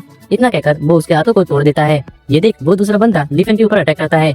लीफेन के बेरियर की वजह से वो अटैक रुक जाता है और उसे दूर फेंक देता है। फिर लीफेन उसके पास जाता है और उस बंदे की किडनी को निकालते हुए कहता है कि उस वक्त तू ही था ना जिसने की मेरी किडनी को निकाला था। फिर लीफेन कहता है, अब तुम्हारी बारी है मेरे नन्हे चूहे। हम देखते हैं यांग साओ को, जो कि डर गया होता है। वो कह रहा होता है कि तुम ना मेरे साथ क्या करने की सोच रहे हो? अगर तुमने मुझे मारने की कोशिश की ना तो मैं तुम्हारे पर केस कर दूंगा, फिर तुम्हें अपनी बाकी की पूरी लाइफ जेल में काटनी पड़ेगी। तो तुम मुझे मारने की कोशिश बिल्कुल मत करना। लीफेन कहता है कि तुम्हें ऐसा क्यों लगा कि मैं तुम्हें इतनी आसान मौत दूंगा? तुम ना चिंता मत करो, मैं ना अभी तुम्हें नहीं मारने वाला। अब तुम ना मेरे भगवान की तरह पूजा करो और मेरे सामने अपनी लाइफ की भीख मांगो, जल्दी करो वरना। इतना सुनते ही यांग साओ डर गया होता है और वो कहता है, मैं करता हूँ, मुझे मारना मत। फिर सीन शिफ्ट होता है। हम देखते हैं बुशवांग और उसकी मॉम को। बुशवांग कह रही होती है, मॉम लीफेन को कुछ होगा तो नहीं ना? बुशवांग की मॉम कहती है, उस गवार का नाम भी मत लिया करो मेरे सामने। यांग साओ कुन ना उस गवार से 1000 गुना ज्यादा बेहतर है। वो अमीर है और वो एक अमीर फैमिली से बिलोंग करता है। उसके सामने तो लीफेन एक सड़क किनारे पड़ा हुआ कचरा है। और अब से अपना सारा ध्यान यांग साओ कुन पर लगाओ, न कि लीफेन पर। तभी वो बात देखती है कि यांग साओ लीफेन के सामने अपना सर झुका रहा होता है, जिसे देख बुशवांग की मॉम कह रही होती है कि लगता है मेरी आंखें खराब हो गई हैं। बुशवांग जरा तुम देखना कि मैं सही दिख रही हूँ। यांग साओ कुन लीफेन के सामने अपना सर झुका रहा है क्या? फिर हम देखते हैं लीफेन को, जो कि कह रहा होता है, अभी ना सिर्फ 50 सेट हुए हैं और तुम इतनी जल्दी थक गए, जल्दी करो, इस गोल का समय बहुत ही कीमती है। फिर हम देखते हैं यांग साओ को, जो कि सोच रहा होता है, लीफेन तुम्हें नहीं ये दुश्मनी महंगी पड़ेगी, आज नहीं तो कल तुम मेरे हाथों से मरोगे। फिर हम देखते हैं बुशवांग को, जो कि कह रही होती है कि लीफेन तुमने यांग साओ के साथ क्या किया? लीफेन कहता है कि तुम जैसा सोच रही हो ना वैसा कुछ भी नहीं है। हम तो ना एक खेल खेल रहे थे जो कि हमारे प्यारे यांग साओ ने बनाया था, जिसमें वो मुझसे हार गया तो अब वो अपनी सजा भुगत रहा है। क्यों सुअर, मैंने ठीक कहा ना? फिर लीफेन यांग साओ के गालों पर थप्पड़ मारते हुए कहता है कि बोलो सुअर, मैंने ठीक कहा ना? तुम कुछ बोल क्यों नहीं रहे हो? और वो कहता है कि वैसे सुअर तुम्हें अभी भी ना 50 बार चुकना बाकी है, अभी तो मैं तुम्हें जाने दे रहा हूँ, तो जल्दी से खड़े हो जाओ और अपनी सुअर वाली एक्टिंग स्टार्ट कर दो। वही हम देखते हैं बुशवांग को, जो कि कह रही होती है कि लीफेन हालांकि मुझे पता नहीं कि तुम्हारे साथ क्या हुआ, लेकिन अगर किसी ने तुम्हारी बेइज्जती की है ना तो उसे भी गाली देने की एक हद होती है। तुम्हें ना यांग साओ से माफी मांग लेनी चाहिए। लीफेन कहता है, माफी? और मैं अजी कद्दू मेरा, अगर अभी इस सुअर की जगह मैं होता ना तब तो तू कुतिया कभी नहीं कहती कि यांग साओ तुम्हें ना लीफेन से माफी मांग लेनी चाहिए, और अब तू कह रही है कि मैं यांग साओ से माफी मांगू। वही हम यांग साओ को देखते हैं, जो कि सोच रहा होता है कि लीफेन मैं ना गॉड की कसम खाता हूँ, मैं तुम्हें इसकी कीमत चुकाने पर मजबूर कर दूंगा। मैं तुम्हें इतना दर्द दूंगा कि तुम्हें लगेगा कि इससे अच्छा तो मौत है। फिर हमें थोड़ी देर बाद का सीन दिखाया जाता है, जहाँ पर लीफेन बुशवांग के घर के बाहर आ गया होता है। तभी उसके फोन पर एक कॉल आती है। हम देखते हैं कि कॉल पर लीफेन के डैड होते हैं, जो कि कह रहे होते हैं कि लीफेन तुम ठीक हो ना? मैं तुम्हारा डैड बोल रहा हूँ और तुम्हें तुम्हारी न्यू जॉब कैसी लगी, और मुझे बताओ कि तुमने बुशवांग की मॉम से अपनी शादी की बात कर ली है ना? हम देखते हैं लीफेन को, जो कि अपने डैड की आवाज सुनकर बहुत ही खुश हो गया होता है और वो रोते हुए कहता है कि हाँ डैड मैं ठीक हूँ, और मुझे बताइए आप ठीक है ना? लीफेन के डैड कॉल पर कह रहे होते हैं कि लीफेन क्या हुआ, तुम रो क्यों रहे हो? तुम ना मुझे बताओ कि आखिरकार तुम्हारे साथ क्या हुआ है, तुम्हें किसी ने मारा है क्या? तुम ना बस एक बार उसका नाम बताओ, तुम्हारा ये डैड उसको सबक सिखाएगा। लीफेन कहता है, अरे नहीं डैड, मैं रो नहीं रहा था, बल्कि मैं तो खुश हूँ, और हाँ डैड मैं बिल्कुल ठीक हूँ, आपको मेरी चिंता करने की जरूरत नहीं, आपके बेटे को रुलाने की हिम्मत किसी में नहीं। और हाँ डैड, अभी मुझे कुछ काम है, जैसे ही मैं अपना काम खत्म कर लूंगा ना तो आपका ये बेटा आपको चूजो सिटी लेने के लिए वापस आएगा। इतना कहकर लीफेन कॉल काट देता है। फिर हम देखते हैं लीफेन को, जो कि जाते हुए सोच रहा होता है, ये महान आदमी ने ना अपनी पिछली लाइफ में बहुत ही दुख झेला था, मुझे तब तक परेशान किया गया था जब तक कि मेरी मौत नहीं हो गई, और उन कमीनों ने मेरे डैड को भी नहीं छोड़ा। हालांकि अभी मेरे डैड इस बारे में कुछ नहीं जानते कि उनकी पिछली लाइफ में उन्होंने कितने दुखों को झेला है, लेकिन इस महान आदमी को ना सभी चीजों के बारे में पता है। डैड मैं वादा करता हूँ मैं आपको इस बार कुछ भी नहीं होने दूंगा और उन कमीनों को उनकी कर्मों की सजा दूंगा। फिर सीन शिफ्ट होता है। हम देखते हैं लीफेन को, जो कि प्रिंसिपल के ऑफिस आ गया होता है, जहाँ प्रिंसिपल माँ लीफेन से कहते हैं कि लीफेन तुम ना नसीब वाले हो कि तुम्हें ना हमारे स्कूल में जॉब मिल गई, लेकिन अभी ना हमें ट्रेन टीचर की कोई भी जरूरत नहीं है, तो तुम ना फिलहाल स्कूल के वेयर हाउस में काम करोगे। लीफेन ये सुन सोच रहा होता है कि क्या ये महान आदमी वेयर हाउस में काम करेगा? प्रिंसिपल माँ कहते हैं, लीफेन आज ना चेयरमैन स्कूल के नए प्रिंसिपल की घोषणा करने वाले हैं, तो वो आज स्कूल की स्थिति को देखने आने वाले हैं, तो जल्दी जाओ और जाके वेयरहाउस की अच्छे से सफाई कर दो। अगर तुमने जल्दी नहीं की ना तो इस महीने की सैलरी के बारे में भूल जाना। लिफन कहता है, प्रिंसिपल माँ आप ना अपनी मनमानी कर रहे हैं। आपने एक टीचर को वेयरहाउस में काम करने को कह रहे हैं। क्या नए प्रिंसिपल ने आपको ये करने की अनुमति दी है क्या? प्रिंसिपल माँ चिल्लाते हुए कहते हैं कि लिफन तुम ना मुझसे बहस करने की हिम्मत कर रहे हो और मैं तुम्हें बता दूं कि स्कूल के नए प्रिंसिपल ना यांगसो बनने वाला है। और वो चाबी को फेंकते हुए कहते हैं कि मैंने सुना है कि तुम्हारे और यांगसो के बीच का रिलेशन अच्छा नहीं है। अगर वो प्रिंसिपल बन गया ना तो मुझे पक्का यकीन है कि वो तुम्हें स्कूल से निकाल देगा। तो बेहतर होगा कि तुम ना उससे जितना जल्दी हो सके उतना जल्दी माफी मांग लो। हो सकता है कि वो तुम्हें माफ कर दे। तभी हम देखते हैं वहाँ एक और नया बंदा आ गया होता है जो कि कह रहा होता है कि लिफन मैंने सुना है कि तुम्हें यहाँ जॉब मिल गई है। फिर वो लिफन को पकड़ते हुए कहता है कि तू कमीना कहीं का, तूने मुझे इस बारे में बताया क्यों नहीं? तूने अपने भाई जैसे दोस्त को बताना जरूरी समझा क्या? वही हम देखते हैं प्रिंसिपल माँ को जो कि चिल्लाते हुए कहता है कि क्यूफी तुम यहाँ क्या कर रहे हो? तुम्हें यहाँ आने को किसने कहा? तुम एक पीटी टीचर हो, तुम्हें ना अभी ग्राउंड पर होना चाहिए। तुम क्या चाहते हो कि मैं तुम्हारी इस महीने की आधी सैलरी को काट लूं? और वो कहता है कि जल्दी करो और लिफन को अपने साथ लेकर यहाँ से निकल जाओ। क्यूफी कहता है प्रिंसिपल माँ मुझे माफ करना, हम अभी यहाँ से जाते हैं। फिर हम देखते हैं वो दोनों लॉबी में आ गए होते हैं। क्यूफी कहता है लिफन हमारा ग्रेजुएट हुए लगभग 1 साल हो गया है और अब तुम यहाँ वुशवांग के साथ जॉब भी कर सकते हो, तो तुम दोनों शादी कब कर रहे हो? लिफन कहता है नहीं हम दोनों अब शादी नहीं कर रहे। वुशवांग ना अब उस कमीने यांगसो को पसंद करती है। क्यूफी कहता है तुमने ना उस कुतिया वुशवांग को छोड़कर बिल्कुल सही किया। वो तुम्हारे साथ रहने की लायक नहीं थी। देखना एक दिन उसको तुम्हें छोड़ने का पछतावा होगा। लिफन कहता है अब ना मेरे बारे में बात करना बंद करो और तुम्हारा बताओ। तुमने तो फिजिक्स और केमिस्ट्री में एमए किया है ना, तो तुम पीटी टीचर क्यों बने हुए हो? क्यूफी बताता है कि जब मैं पहली बार यहाँ आया था ना तब मैं केमिस्ट्री का टीचर था। सभी टीचर और लड़कियां मुझे पसंद करती थी और ये चीज प्रिंसिपल माँ और यांगसो को पसंद नहीं आई, तो उन्होंने मुझे पीटी टीचर बना के ग्राउंड पे खड़ा कर दिया जिससे कि मैं काला पड़ जाऊं। क्या करूं, साले जलते हैं मुझसे। मैं ना इस जॉब को छोड़ भी देता, लेकिन अभी ना मेरी मॉम हॉस्पिटल में भर्ती है तो मुझे ये जॉब की अभी जरूरत है, लेकिन जब मेरी मॉम ठीक हो जाएंगी ना तो मैं पक्का इस जॉब को छोड़ दूंगा। लिफन कहता है क्यूफी तुम ना चिंता मत करो, तुम्हें ना अपनी जॉब छोड़ने की जरूरत नहीं पड़ेगी। मैं वादा करता हूँ कि तुम पर जो जुल्म हो रहे हैं ना उसका न्याय मैं जरूर करूंगा। क्यूफी कहता है लिफन तुम ना मुझे बहुत ही ज्यादा कॉन्फिडेंट लग रहे हो, जो कि तुम ये अजीब सी बातें कर रहे हो, लेकिन तुम्हें मेरे लिए प्रिंसिपल माँ या फिर यांगसो को नाराज करने की जरूरत नहीं। वो लोग ना हमारे जैसे लोगों के लिए बहुत ही ज्यादा पावरफुल हैं। हम जैसे लोग उनका कुछ भी नहीं बिगाड़ सकते। लिफन कहता है क्यूफी अब ना मैं स्कूल का नया प्रिंसिपल बनने वाला हूँ, तो अब मैं तुम्हें स्कूल का नया वाइस प्रिंसिपल बनाऊंगा और अब तुम्हें ना ग्राउंड पर धूप में खड़े रहने की बिल्कुल भी जरूरत नहीं होगी। अब ना हम दोनों स्कूल पर राज करेंगे और उन सभी लोगों को सजा देंगे जिन्होंने तुम्हें परेशान किया। और लिफन सोच रहा होता है कि क्यूफी ना मेरे पिछली लाइफ का सबसे अच्छा फ्रेंड है और इन लोगों ने इसको पैसा करने की जरूरत की, लेकिन अब स्कूल का कानून मेरे हाथों में है तो मैं अब किसी को भी नहीं छूने वाला। वही देते हैं क्यूफी को जो कि कहता है कि लिफन मैंने तुमसे बस 1 साल नहीं मिला और तुमने इतने ही टाइम में इतना अच्छे जोक मारना सीख लिया। तुम ना बहुत ही ज्यादा टैलेंटेड हो। फिर वो लिफन की पीठ को थपथपाते हुए कहता है कि ठीक है प्रिंसिपल, तो चलो हम तुम्हें हमारे स्कूल को दिखा देता हूँ।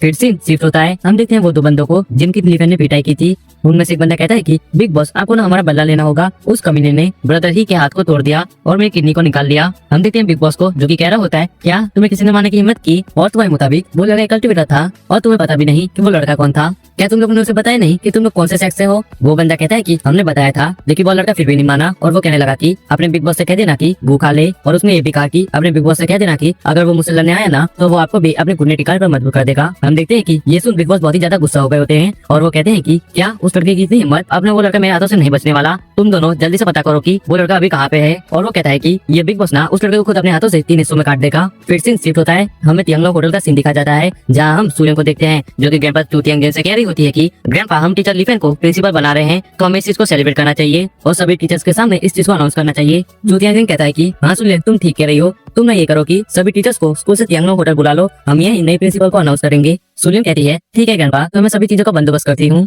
चूतिया सिंह कहता है सूर्यन 1 सेकंड रुको। सूर्यन कहती है क्या हुआ ग्रैंडपा? चूतिया सिंह कहता है कि कुछ ही दिनों में लीजा आर्मी से वापस आने वाला है, तुम उसके बारे में क्या सोचती हो? सूर्यन कहती है कि हालांकि लीजा और मैं दोनों ही सेम एज के हैं और वो बहुत ही यंग एज में आर्मी में जुट गया था, उसके बाद वो लॉन्ग गैंग का डिसर्वर बन गया और अब वो वहाँ मेजर जनरल है। चूतिया सिंह कहता है कि तो तुम दोनों की शादी के बारे में क्या ख्याल है? और वो कहता है कि तुम्हें तो पता ही है कि लीजा बहुत ही पहले से तुमसे प्यार करता है और अब वो बस तुम्हारे लिए वापस आ रहा है। सूर्यन कहती है कि हालांकि लीजा बहुत ही टैलेंटेड है, लेकिन वो मेरे टाइप का नहीं और आपको इस बारे में चिंता करने की जरूरत नहीं। जैसे वो वापस आएगा ना तो मैं उससे खुद पर्सनली मिलकर उसे बता दूंगी कि मैं उससे प्यार नहीं करती। चूतिया सिंह कहता है कि तुम जैसा चाहोगी ना वैसा ही होगा। और वो मन ही मन सोच रहा होता है कि मुझे ना लीजा की चिंता नहीं, मुझे ना बस लॉन्ग गैंग से डर है। वो ना बहुत ही खतरनाक लोग हैं, उनके पास ग्रैंड मास्टर्स की खेती है, जो चाहे ना तो पूरे के पूरे देश को झुका सकते हैं। अगर उन्होंने शादी के लिए पूछा ना तो मना करना मुश्किल होगा। फिर सीन शिफ्ट होता है। हमें वेस्टर्न नोबल स्कूल का सीन दिखा जाता है। हम देखते हैं लिफन को जो कि सोच रहा होता है ये स्कूल मेरे लिए बहुत ही बढ़िया है। इस स्कूल के 100 किलोमीटर के एरिया में स्वीट एनर्जी बहुत ही ज्यादा है, जो कि कल्टिवेटर के लिए बहुत ही बढ़िया चीज है। तभी लिफन और क्यूफी दोनों के फोन पर मैसेज आता है जो कि नए प्रिंसिपल के अनाउंसमेंट के लिए उन्हें लॉन्गटियांग होटल बुलाया गया होता है। क्यूफी लिफन से कहता है कि यांगसो की फैमिली बहुत ही ज्यादा रिच और पावरफुल है, उसके फादर हमारे स्कूल के डायरेक्टर है, तो मुझे लगता है कि नए प्रिंसिपल की पोजीशन ना यांगसो को मिलने वाली है। लिफन कहता है तुम क्या इस महान आदमी की बात को झूठ समझ रहे हो क्या? मैंने कहा ना कि नया प्रिंसिपल मैं बनने वाला हूँ। तुम्हें ना जल्दी पता चल जाएगा कि मैं झूठ नहीं बोल रहा था। फिर सीन शिफ्ट होता है, हमें यांगनो होटल के बाहर का सीन दिखाया जाता है जहाँ पर सभी टीचर्स इकट्ठा हुए होते हैं। हम देखते हैं कि वहाँ यांगसो और वुशवांग भी होती है। एक टीचर यांगसो से कहता है कि यांगसो प्रिंसिपल बनने के बाद हमें भूल मत जाना, तुम्हें हमारा भी ख्याल रखना पड़ेगा। वहीं दूसरी टीचर कह रही होती है कि हाँ यांगसो बहुत ही टैलेंटेड है, नए प्रिंसिपल की पोजीशन ना यांगसो को ही मिलेगी।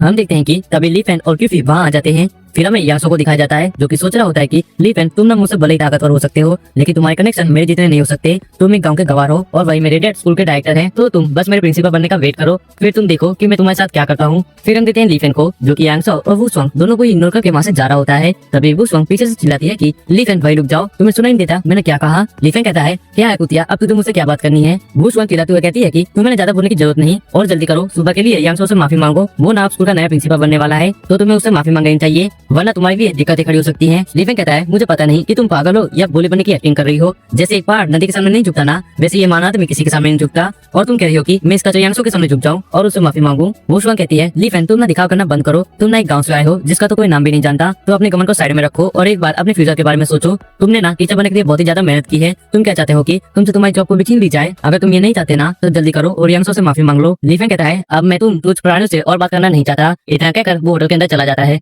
हम देखते हैं वुशवांग को जो कि सोच रही होती है कि आखिरकार ये ली फैन इस तरह से बात कब से करने लगा और ये अपने आप को एक गॉड क्यों समझता है। फिर हम देखते हैं प्रिंसिपल माँ को जो कि कह रहा होता है कि ये ली फैन ना बहुत ही अजीब आदमी है। जब मैंने उसे वेयरहाउस के अंदर काम करने को कहा ना तो उसे तो इस बात से कोई भी फर्क नहीं पड़ा, तो अब ना मैं उसे टॉयलेट साफ करने को कहूंगा। वहीं सुशियाविंग भी होती है जो कि कह रही होती है कि मुझे लगता है कि ये ली फैन ना पागल हो गया है, इस जैसे लोगों को ना जितना जल्दी हो सके उतना जल्दी स्कूल से बाहर फेंक देना चाहिए। वही हम देखते हैं यांगसो को जो कि वुशवांग से कह रहा होता है कि वुशवांग तुम्हें ना उस गवार की चिंता करने की जरूरत नहीं, तुमने ना उसे बहुत ही समझाने की कोशिश की लेकिन तुमने देखा ना उसने तुमसे किस तरह से बात की, तो अब ना तुम्हें उसकी और चिंता करने की जरूरत नहीं। और वो मन ही मन सोच रहा होता है कि ली फैन तुमने ना मुझे अपनी ताकत से डराने की कोशिश की ना, हालांकि मैं पावरफुल नहीं लेकिन मेरे कनेक्शंस ना दूर दूर तक हैं और मेरे डैड भी स्कूल के डायरेक्टर हैं, तो आज नए प्रिंसिपल की पोजीशन ना मुझे मिलने वाली है, फिर देखो कि मैं तुम्हें स्कूल से कैसे निकाल फेंकता हूँ। फिर हमें होटल के अंदर का सीन दिखाया जाता है जहाँ सभी लोग मजे से खाना खा रहे होते हैं। वही हम ली फैन और क्यूफी को देखते हैं। क्यूफी ली फैन से कहता है कि ली फैन क्या तुम खाना नहीं खाओगे, ये तियांगोंग होटल ना चूजों का बहुत ही फेमस होटल है और यहाँ का खाना सिर्फ कोटे बंगले वाले लोग ही अफोर्ड कर सकते हैं, और आज हमें यहाँ खाना खाने का मौका मिला है, तो तुम्हें इतना अच्छा मौका गंवाना नहीं चाहिए। ये खाना बहुत ही टेस्टी है, तो तुम्हें भी इसे टेस्ट तो करना ही चाहिए।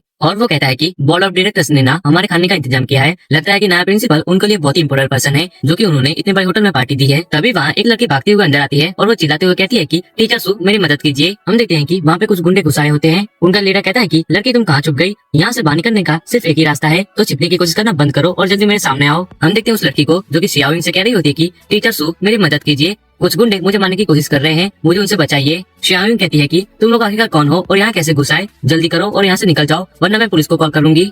हम देखते हैं लीडर को जो कि कह रहा होता है कि क्या तुम पुलिस को कॉल करोगी, वैसे ना तुम भी बहुत ही सुंदर हो, तो कैसा होगा कि उस लड़के के साथ तुम भी हमारे साथ चलो। फिर हम देखते हैं यांगसो को जो कि कह रहा होता है कि कौन है वो कमीना जो कि यहाँ आके माहौल को बिगाड़ने की कोशिश कर रहा है। फिर हम देखते हैं यांगसो को जो कि लीडर को देख के बहुत ही हैरान हो गया होता है और वो सोच रहा होता है कि आखिरकार ब्रदर बा यहाँ क्या कर रहे हैं। फिर वो ब्रदर बा के पास जाकर कहता है कि ब्रदर बा मुझे लगता है कि आपको कोई गलतफहमी हो गई है, वो लड़की ना सिर्फ स्टूडेंट है, उसे जाने दीजिए। ब्रदर बा कहता है कि यांगसो बताता है कि मेरा नाम यांगसो है और मैं जिंगसेंग सिटी के यांग फैमिली से बिलोंग करता हूँ। ब्रदर बा मैं ना बहुत ही लंबे समय से चूजो सिटी में हूँ, तो मुझे लगता है कि आप ना मुझे पर्सनली नहीं जानते होंगे, लेकिन मैं ना आपको जानता हूँ कि आप कौन है। आप ना एक महान स्ट्रीट फाइटर हैं जिसने की चूजा अंडरग्राउंड फाइटिंग क्लब के ब्लैक बॉक्सर को हराया है। वहीं पीछे खड़े टीचर्स कह रहे होते हैं कि हाँ मैंने सुना है कि ब्रदर बा बहुत ही ताकतवर है, उनसे ना कोई भी पंगा लेने की हिम्मत नहीं करता। एक बार किसी ने उनसे पंगा लेने की हिम्मत की थी तो उसकी लाश 3 दिनों बाद एक नाले में से निकली थी। फिर हम देखते हैं शियाविंग को जो कि यांगसो से रोते हुए कहती है कि यांगसो मुझे नहीं पता था कि ये ब्रदर बा है और न जाने मैंने उन्हें क्या क्या बोल दिया, तुम तो उन्हें जानते हो ना, तो उनसे कहो कि मुझे जाने दे। फिर हम देते हैं यांगसो को जो कि कहता है ब्रदर बा क्या आप मुझे बताएंगे कि आखिरकार बात क्या है जो कि आप इतना गुस्सा हैं। ब्रदर बा कहता है कि मैंने ना उस लड़की को बहुत ही प्यार से हमारे साथ ड्रिंक करने को कहा था, लेकिन उस लड़की ने मुझे मना करने की हिम्मत तो की ही और साथ ही साथ मेरे एक बंदे को इंजर्ड करके वहाँ से भागकर यहाँ आ गई। तुम्हें क्या लगता है इसने सही किया? यांगसो कहता है ब्रदर बा आप ना ठीक कह रहे हैं,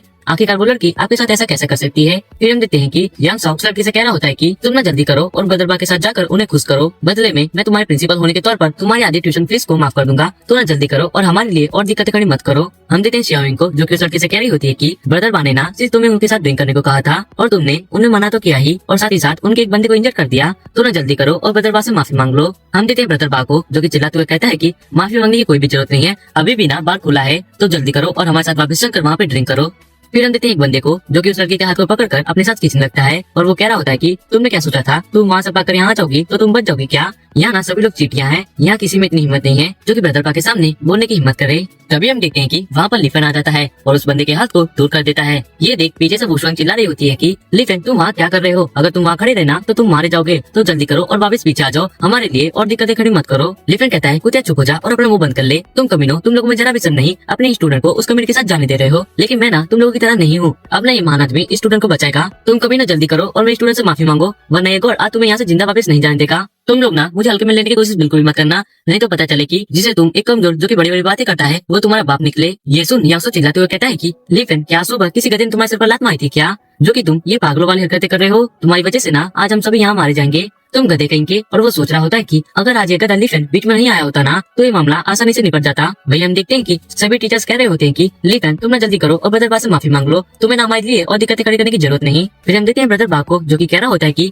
तुम लड़के तुम यहाँ हीरो बनने की एक्टिंग कर रहे हो, मूवीज में ना हीरो इस तरह की सिचुएशन में ना फाइट करता है और हीरोइन को बचाता है, लेकिन यहाँ तो फाइट हो ही नहीं रही। इतना कहकर वो अपने दो बंदों को फाइट करने का इशारा देता है। फिर हम देखते हैं वो दो बंदों को जो कि लिफन पर एक साथ हमला कर देते हैं, लेकिन लिफन अपने एक ही रेप्टे में वो दोनों बंदों को दूर फेंक मारता है, जिससे उन दोनों बंदों के गाल लाल हो गए होते हैं। ये देख ब्रदर बा कहता है कि तुम भी एक मास्टर आर्टिस्ट हो, तभी मैं सोचूं कि तुम इतने ज्यादा कॉन्फिडेंट क्यों लग रहे थे, लेकिन मेरे पास भी ना इसका जवाब है, मेरे चीते जल्दी कर और उस लड़के को उसकी जगह दिखा दे। फिर हम देखते हैं चीते को जो कि बहुत ही तेजी से भागते हुए लिफन पर अटैक करता है और वो अपनी लात को लिफन के मुंह पर मारते वक्त कहता है कि लेकिन हम देखते हैं कि लिफन ने चीते की लात को पकड़ लिया होता है और वो कहता है कि तू ना मेरे सामने एक चींटी है जिसे मैं कभी मसल सकता हूँ। फिर हम देखते हैं लिफन ने चीते को टेबल के ऊपर फेंक दिया होता है, जिससे पूरी की पूरी टेबल टूट जाती है। ये देख वुशवांग सोच रही होती है कि आखिरकार लिफन इतना ज्यादा ताकतवर कब बन गया। वही हम देखते हैं ब्रदर बा को जो कि सोच रहा होता है चित्ता ना एक समय पर पहाड़ी का सैनिक था जिसने कि कई सारी जंगें लड़ी थी, लड़ाई करने का हुनर तो उसके खून में था और वो अकेला किसी भी नॉर्मल 10 बंदों के बराबर का था और वो इस बच्चे के एक ही बार में ढेर हो गया। आखिरकार ये बच्चा है कौन? वही हम देखते हैं लिफन को जो कि कह रहा होता है कि क्या हुआ, तुम इस महान आदमी की ताकत को देखकर डर रहे हो क्या? तुम तुझ प्राणी जल्दी करो और मेरे सामने अपना सर झुका लो, अगर तुम ऐसा करोगे ना तो ये महान आदमी तुम्हें छोड़ने के बारे में सोच सकता है। ब्रदर बा कहता है कि लड़के मैं मानता हूँ कि तुम ताकतवर हो, लेकिन क्या तुम इतने सारे लोगों को एक साथ मार सकते हो क्या? फिर हम देखते हैं वो सभी लोगों ने लिफन को घेर लिया होता है। ब्रदर बा कहता है कि तुम लोग किस चीज का वेट कर रहे हो, जल्दी करो और उस लड़के के टुकड़े कर दो। फिर हम देखते हैं कि वो सभी लोग एक साथ लिफन पर अटैक करने के लिए आगे बढ़ते हैं। हम देखते हैं लिफन को जो कि सिगरेट जलाते हुए कहता है कि अपनी औकात में रहा करो, बेवकूफ कहीं के। इतना कहते ही वहाँ बहुत ज्यादा ब्लू लाइट्स निकलने लगती हैं जो कि उन सभी लोगों को दूर फेंक मारती हैं। ये देख सभी टीचर्स हैरान हो गए होते हैं। यंगसो कह रहा होता है कि आखिरकार वो क्या था, वो रोशनी कैसी थी जिसने कि उन सभी लोगों को दूर फेंक मारा। हम देखते हैं ब्रदर बा को जो कि सोच रहा होता है यहाँ जितने भी लोग थे ना वो सभी के सभी स्पेशल फोर्स से थे, हालांकि वो सभी रिटायर थे, लेकिन वो सभी के सभी किसी भी नॉर्मल 10 बंदों के बराबर थे। इन सभी लोगों की वजह से ही ना मैं चूजों पर राज कर रहा था, लेकिन इस लड़के के सिर पर के चपकाने से सभी के सभी डेढ़ हो गए। वही हम देखते हैं लिफन को जो कि ब्रदर बा के कंधे पर लात रखते हुए कहता है कि सुन चीटी, मुझे लगता है कि अब तेरे पास मुझे दिखाने के लिए कुछ भी नहीं बचा, तो जल्दी कर और मेरे सामने अपने जाके भीख मांग, शायद मैं तुझे माफ कर दूं। ब्रदर बा कहता है मुझे लगता है कि तुमने मेरे आदमी को वश में कर लिया होगा, लेकिन तुम मुझे अपने वश में नहीं कर सकते। लिफन कहता है तुम ना अभी एक गॉड के सामने बोलने की जरूरत कर रहे हो, मुझे लगता है कि जब तक मैं तुम्हें मान नहीं देता ना तब तक तू हार नहीं मानने वाला। हम देखते हैं ब्रदर बा को जो कि कह रहा होता है कि क्या गॉड, तुम ना बिल्कुल पागल हो गए हो, तुम ना मुझे मार सकते हो, लेकिन मैं किसी ऐसे को जानता हूँ जो कि यहाँ आ गया ना तो तुम नहीं बचने वाले। लिफन कहता है कि अच्छा चीटी, अभी भी तेरे पास कुछ ताकतवर लोग बाकी हैं, चलिए गॉड तुझे एक मौका देता है, बुला ले तुझे जिससे भी बुलाना हो। फिर हम देखते हैं ब्रदर बा को जो कि कॉल पर किसी से बात कर रहा होता है। जैसे ही वो कॉल पर बात खत्म करके आता है वो लिफन से कहता है कि बच्चे अब ना तुम नहीं बचने वाले, तुम्हें पता नहीं लेकिन मैं जिसको कॉल किया है ना वो चूजो सिटी का सबसे बड़ा आदमी है, तुम ये भी कह सकते हो कि वो ना पूरी चूजो सिटी पर राज करता है, अब ना तुम नहीं बचने वाले। और वो लिफन के पास जाके कहता है कि अगर तुम ना मेरे पैरों में गिरकर माफी मांगोगे ना तो मैं उनसे कहूंगा कि वो तुम्हारे सिर्फ हाथों को तोड़े और तुम्हारे पैरों को छोड़ दे ताकि तुम हॉस्पिटल जाके अपना इलाज करा सको, तो जल्दी करो और अभी मुझसे माफी मांगो। लिफन कहता है कि अगर इस गॉड के सामने पूरी की पूरी दुनिया भी खड़ी हो ना तो भी एक गॉड किसी के सामने नहीं झुकने वाला, और तुम कह रहे हो कि मैं तुम्हारे सामने झुकूं इस चीज के ना तो तुम सपने देखो। ब्रदर बा कहता है कि लड़के तुम अपने लिए खुद ही दिक्कतें खड़ी कर रहे हो, देखना तुम्हें इसके लिए पछतावा होगा कि आखिरकार तुमने मेरी बात क्यों नहीं मानी और मुझसे माफी क्यों नहीं मांग ली। हम देखते हैं कि गेट से तभी कोई अंदर आ रहा होता है जो कि सुलियन होती है। हम देखते हैं ब्रदर बा को जो कि सुलियन के पास जाके कहता है कि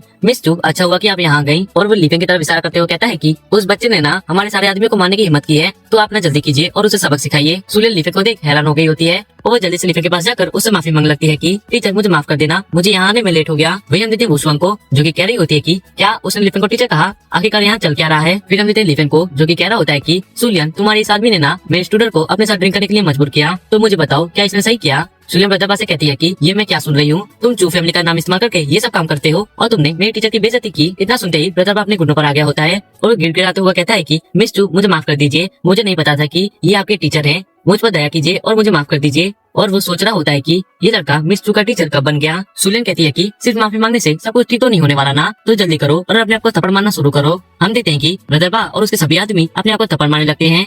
फिर हम देखते हैं सुलेन लिफेन से कहती है कि टीचर ये लोग ना हमारी चू फैमिली के कुत्ते हैं, मुझे पता है इन्होंने आपकी बेइज्जती की, लेकिन आप ना इन्हें माफ कर दीजिए। आप ना जब चाहे जैसे चाहे इन लोगों का इस्तेमाल कर सकते हैं। अब से ये लोग आपकी सारी बातें मानेंगे। हम देखते हैं लिफेन को जो कि सोच रहा होता है कि मेरे स्टूडेंट को परेशान करने के लिए इन्हें तो सजा मिली गई है ना, और इस महान आदमी को कल्टिवेशन करने के लिए कुछ चीजों की जरूरत पड़ेगी जो कि मैं अकेला इकट्ठा नहीं कर सकता, तो वहाँ ये लोग मेरे काम आ सकते हैं। फिर हम देखते हैं सुलेन को जो कि ब्रदर बा को कह रही होती है कि मेरी बात को याद रखना कि आज से तुम लोग मेरे टीचर के हाथों के नीचे काम करोगे, आज से ना तुम लोग उनकी सारी बातें मानोगे। ब्रदर बा कह रहा होता है कि हाँ हम लोग समझ गए। वही हम देखते हैं वुशोंग को जो कि सोच रही होती है कि ये मिस चू लिफेन को इतनी ज्यादा रिस्पेक्ट क्यों दे रही है, क्या लिफेन के साथ खेल नहीं रही थी क्या। फिर हम देते हैं यांगसो को जो कि कह रहा होता है कि मिस चू अच्छा हुआ कि आप यहाँ आ गई और हमें बचा लिया। वैसे आप यहाँ आई गई हैं तो आज ना हमारे स्कूल के बोर्ड ऑफ डायरेक्टर्स नए प्रिंसिपल की अनाउंसमेंट करने वाले हैं, तो कैसा होगा कि आप भी हमारे साथ नए प्रिंसिपल की अनाउंसमेंट देखने के लिए शामिल हो जाएं। सुलेन कहती है कि क्या तुम नहीं जानते कि नए प्रिंसिपल कौन है, क्या तुम्हें नहीं पता कि हमारे स्कूल के सबसे बड़े शेयरहोल्डर कौन है। सुलेन के इतना कहते ही प्रिंसिपल माँ सुलेन की बात को काटते हुए कहते हैं कि देखा जाए ना तो स्वाभाविक रूप से प्रिंसिपल की पोजीशन यांगसो को मिलनी चाहिए, उसके अलावा नए प्रिंसिपल के लिए कोई भी टीचर काबिल नहीं है। और जहाँ तक स्कूल के सबसे बड़े शेयरहोल्डर की बात आती है ना, तो अभी तक उनके बारे में कोई भी नहीं जानता, वो एक मिस्ट्री है। अब तक उन्होंने कभी भी स्कूल के कामों में हिस्सा नहीं लिया, ज्यादातर स्कूल के सभी फैसले यांगसो के फादर लेते हैं। और मिस चू आपको ना लिफेन से दूर रहना चाहिए, वो ना हमारे स्कूल के वेयरहाउस में काम करता है, तो ना आपको उसको ज्यादा रिस्पेक्ट देने की जरूरत नहीं। ये सुन सुलेन कहती है तुम्हारी हिम्मत कैसे हुई। इतने में ही लिफेन सुलेन को रोक लेता है। फिर वो प्रिंसिपल माँ से कहता है कि प्रिंसिपल माँ पहले तो मुझे ये बताइए, जब वो गुंडे यहाँ आकर उस लड़की को परेशान कर रहे थे ना, तब आप कहाँ थे, तब आप अपने स्टूडेंट को बचाने क्यों नहीं आए। प्रिंसिपल माँ कहते हैं कि तुम्हारा इससे कहने का मतलब क्या है। लिफेन कहता है कि मुझे लगता है कि आप ना अपने प्रिंसिपल होने का काम भूल गए हैं, तो ना आपको अब स्कूल में रहने की जरूरत नहीं, तो ना अब आप स्कूल से बाहर निकल जाइए। प्रिंसिपल माँ कहते हैं कि लिफेन आखिरकार तुम कौन होते हो जो कि मुझे स्कूल से बाहर निकल जाने को कह रहे हो, तुम ना बस एक इंटर्न हो, तुम क्या चाहते हो कि तुम अपने पहले दिन स्कूल से निकल ले जाओ। फिर हम देते लिफेन को जिसने की प्रिंसिपल माँ को थप्पड़ मार दिया होता है। प्रिंसिपल माँ चिल्लाते हुए कहते हैं कि तुम कमीने, तुम्हारी हिम्मत कैसे हुई मुझे थप्पड़ मारने की। ये सुन लिफेन प्रिंसिपल माँ पर थप्पड़ की बारिश कर देता है। ये देख वुशोंग कहती है लिफेन तुम ये क्या कर रहे हो, वो ना हमारे प्रिंसिपल हैं, तुम ना उन्हें इस तरह से नहीं मार सकते। वहीं सियाविंग कहती है कि लगता है लिफेन पागल हो गया है, जल्दी से कोई पुलिस को कॉल करो। तभी हम देखते हैं कि वहाँ पर डायरेक्टर यान और चोतियाजिंग एक दोनों ही आ जाते हैं। प्रिंसिपल माँ डायरेक्टर यान के पैरों को पकड़ते हुए कहता है कि डायरेक्टर यान आपको ना मेरा बदला लेना होगा, इस कमीने ने ना मुझे मारने की हिम्मत की है और मैं चाहता हूँ कि उसे जेल में डाल दिया जाए और एक ऑफिसर को बिना वजह मारने के जुर्म में उसे कई सालों की सजा हो। डायरेक्टर यान कहते हैं कि माँ तुम अभी शांत हो जाओ, अभी ना यहाँ हमारे स्कूल के सबसे बड़े शेयर होल्डर आए हुए हैं, ये ना चोतियाजिंग है जो कि हमारे स्कूल के सबसे बड़े शेयर होल्डर हैं। चोतियाजिंग लिफेन के पास जाके झुकते हुए कहता है कि मिस्टर ली मुझे माफ कर दीजिएगा, मुझे यहाँ आने में देरी हो गई। लिफेन कहता है ठीक है ये ना कोई बड़ी बात नहीं, इसके लिए ना तुम्हें माफी मांगने की कोई जरूरत नहीं। फिर हम देते हैं चूतियानजिंग को जो कि अनाउंस करता है कि मैं चूतियानजिंग वेस्टर्न नोबल स्कूल का मालिक अनाउंस करता हूँ कि आज से स्कूल के नए प्रिंसिपल मिस्टर लिफेन है, सभी लोग उन्हें बताइए दीजिए। ये सुन सभी लोग हैरान हो गए होते हैं, वो कह रहे होते हैं कि क्या यांगसो नया प्रिंसिपल नहीं है क्या। लिफेन नया प्रिंसिपल, लगता है कि उन्होंने नाम बोलने में गलती की है। हम देखते हैं यांगसो को जो कि कह रहा होता है कि डैड क्या ये सच है, आपने तो कहा था कि नए प्रिंसिपल की पोजीशन मुझे मिलेगी। डायरेक्टर यांग कहते हैं कि मेरे बच्चे साओ अब ना इस बारे में बात करना बंद करो, चू फैमिली कोई ऐसी वैसी फैमिली नहीं जिसके हम खिलाफ जा सके, तो इस बारे में बात करना बंद करो। वही हम देते हैं चूतियानजिंग को जो कि कह रहा होता है कि इतना ही नहीं, मेरे पास स्कूल के जितने भी शेयर्स हैं और बाकी के जो भी शेयर्स वो मैं सभी शेयर्स को खरीदूंगा और वो सभी के सभी शेयर्स मिस्टर लिफेन के नाम पर ट्रांसफर होंगे, तो अब से मिस्टर लिफेन इस पूरे स्कूल के मालिक हैं, तो अब से ये स्कूल मिस्टर लिफेन की प्रॉपर्टी है।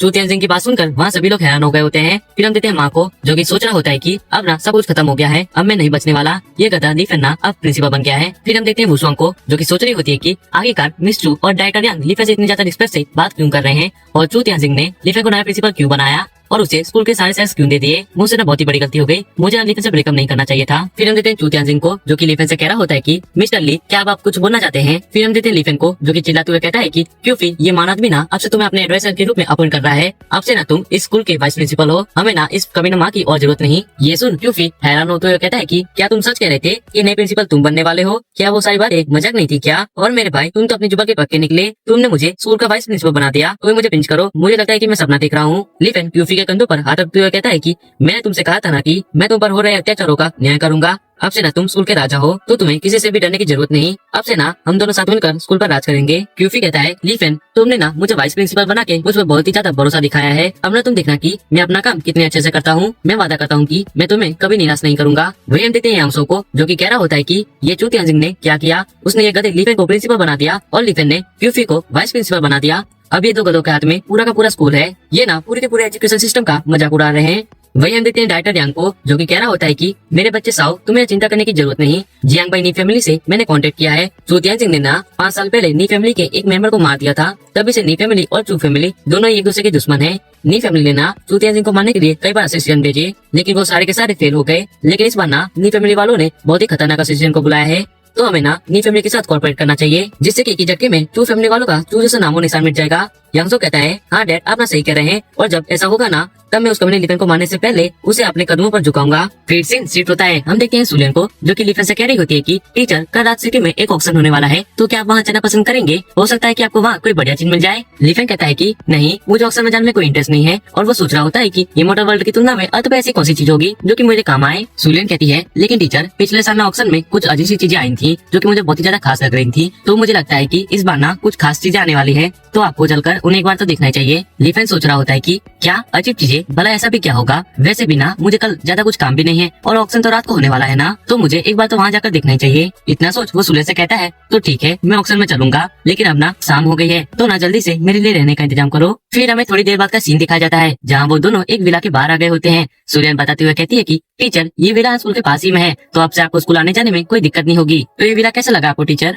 लिफेन कहता है, इस महान आदमी को ना ये विला बहुत ही पसंद आया। फिर हम देखते हैं सुलियन को, जो कि कह रही होती है कि ठीक है टीचर, तो ना मैं आपको और पैसा करना नहीं चाहती, अब मैं घर वापस जा रही हूँ। हम देखते हैं लिफेन को, जो कि सुलियन से कह रहा होता है कि सुलियन, आज आता तुम कहने जाने वाली, आज ना तुम मेरे साथ ही रहने वाली हो, मेरे साथ चलो, मुझे तुमसे कुछ बात करनी है। हम देखते हैं सुलियन को, जो कि शर्माते हुए सोच रही होती है कि आखिरकार टीचर को मुझसे क्या बात करनी है, जो कि आज रात वो मुझे उनके साथ रहने को कह रहे हैं। फिर हमें थोड़ी देर बाद का सीन दिखाया जाता है, जहाँ हम देखते हैं कि वो दोनों ही विला के अंदर आ गए होते हैं। लिफेन नीचे फर्श पर बैठा होता है, तभी सुलियन भी नीचे फर्श पर बैठ जाती है, और वो लिफेन से पूछती है कि टीचर, आपको मुझसे क्या बात करनी है? तभी लिफेन के आसपास से बहुत ही तेज ब्लू लाइट्स निकलने लगती हैं, और लिफेन बताता है कि आज ना तुम मेरे साथ रहकर कल्टीवेट करोगी। हम देखते हैं सुलियन को, जो कि ये सुन सोच रही होती है कि क्या टीचर बस मुझे अपने साथ कल्टीवेट करने के लिए रुकने को कह रहे थे, और मैं पागल न जाने क्या सोच रही थी।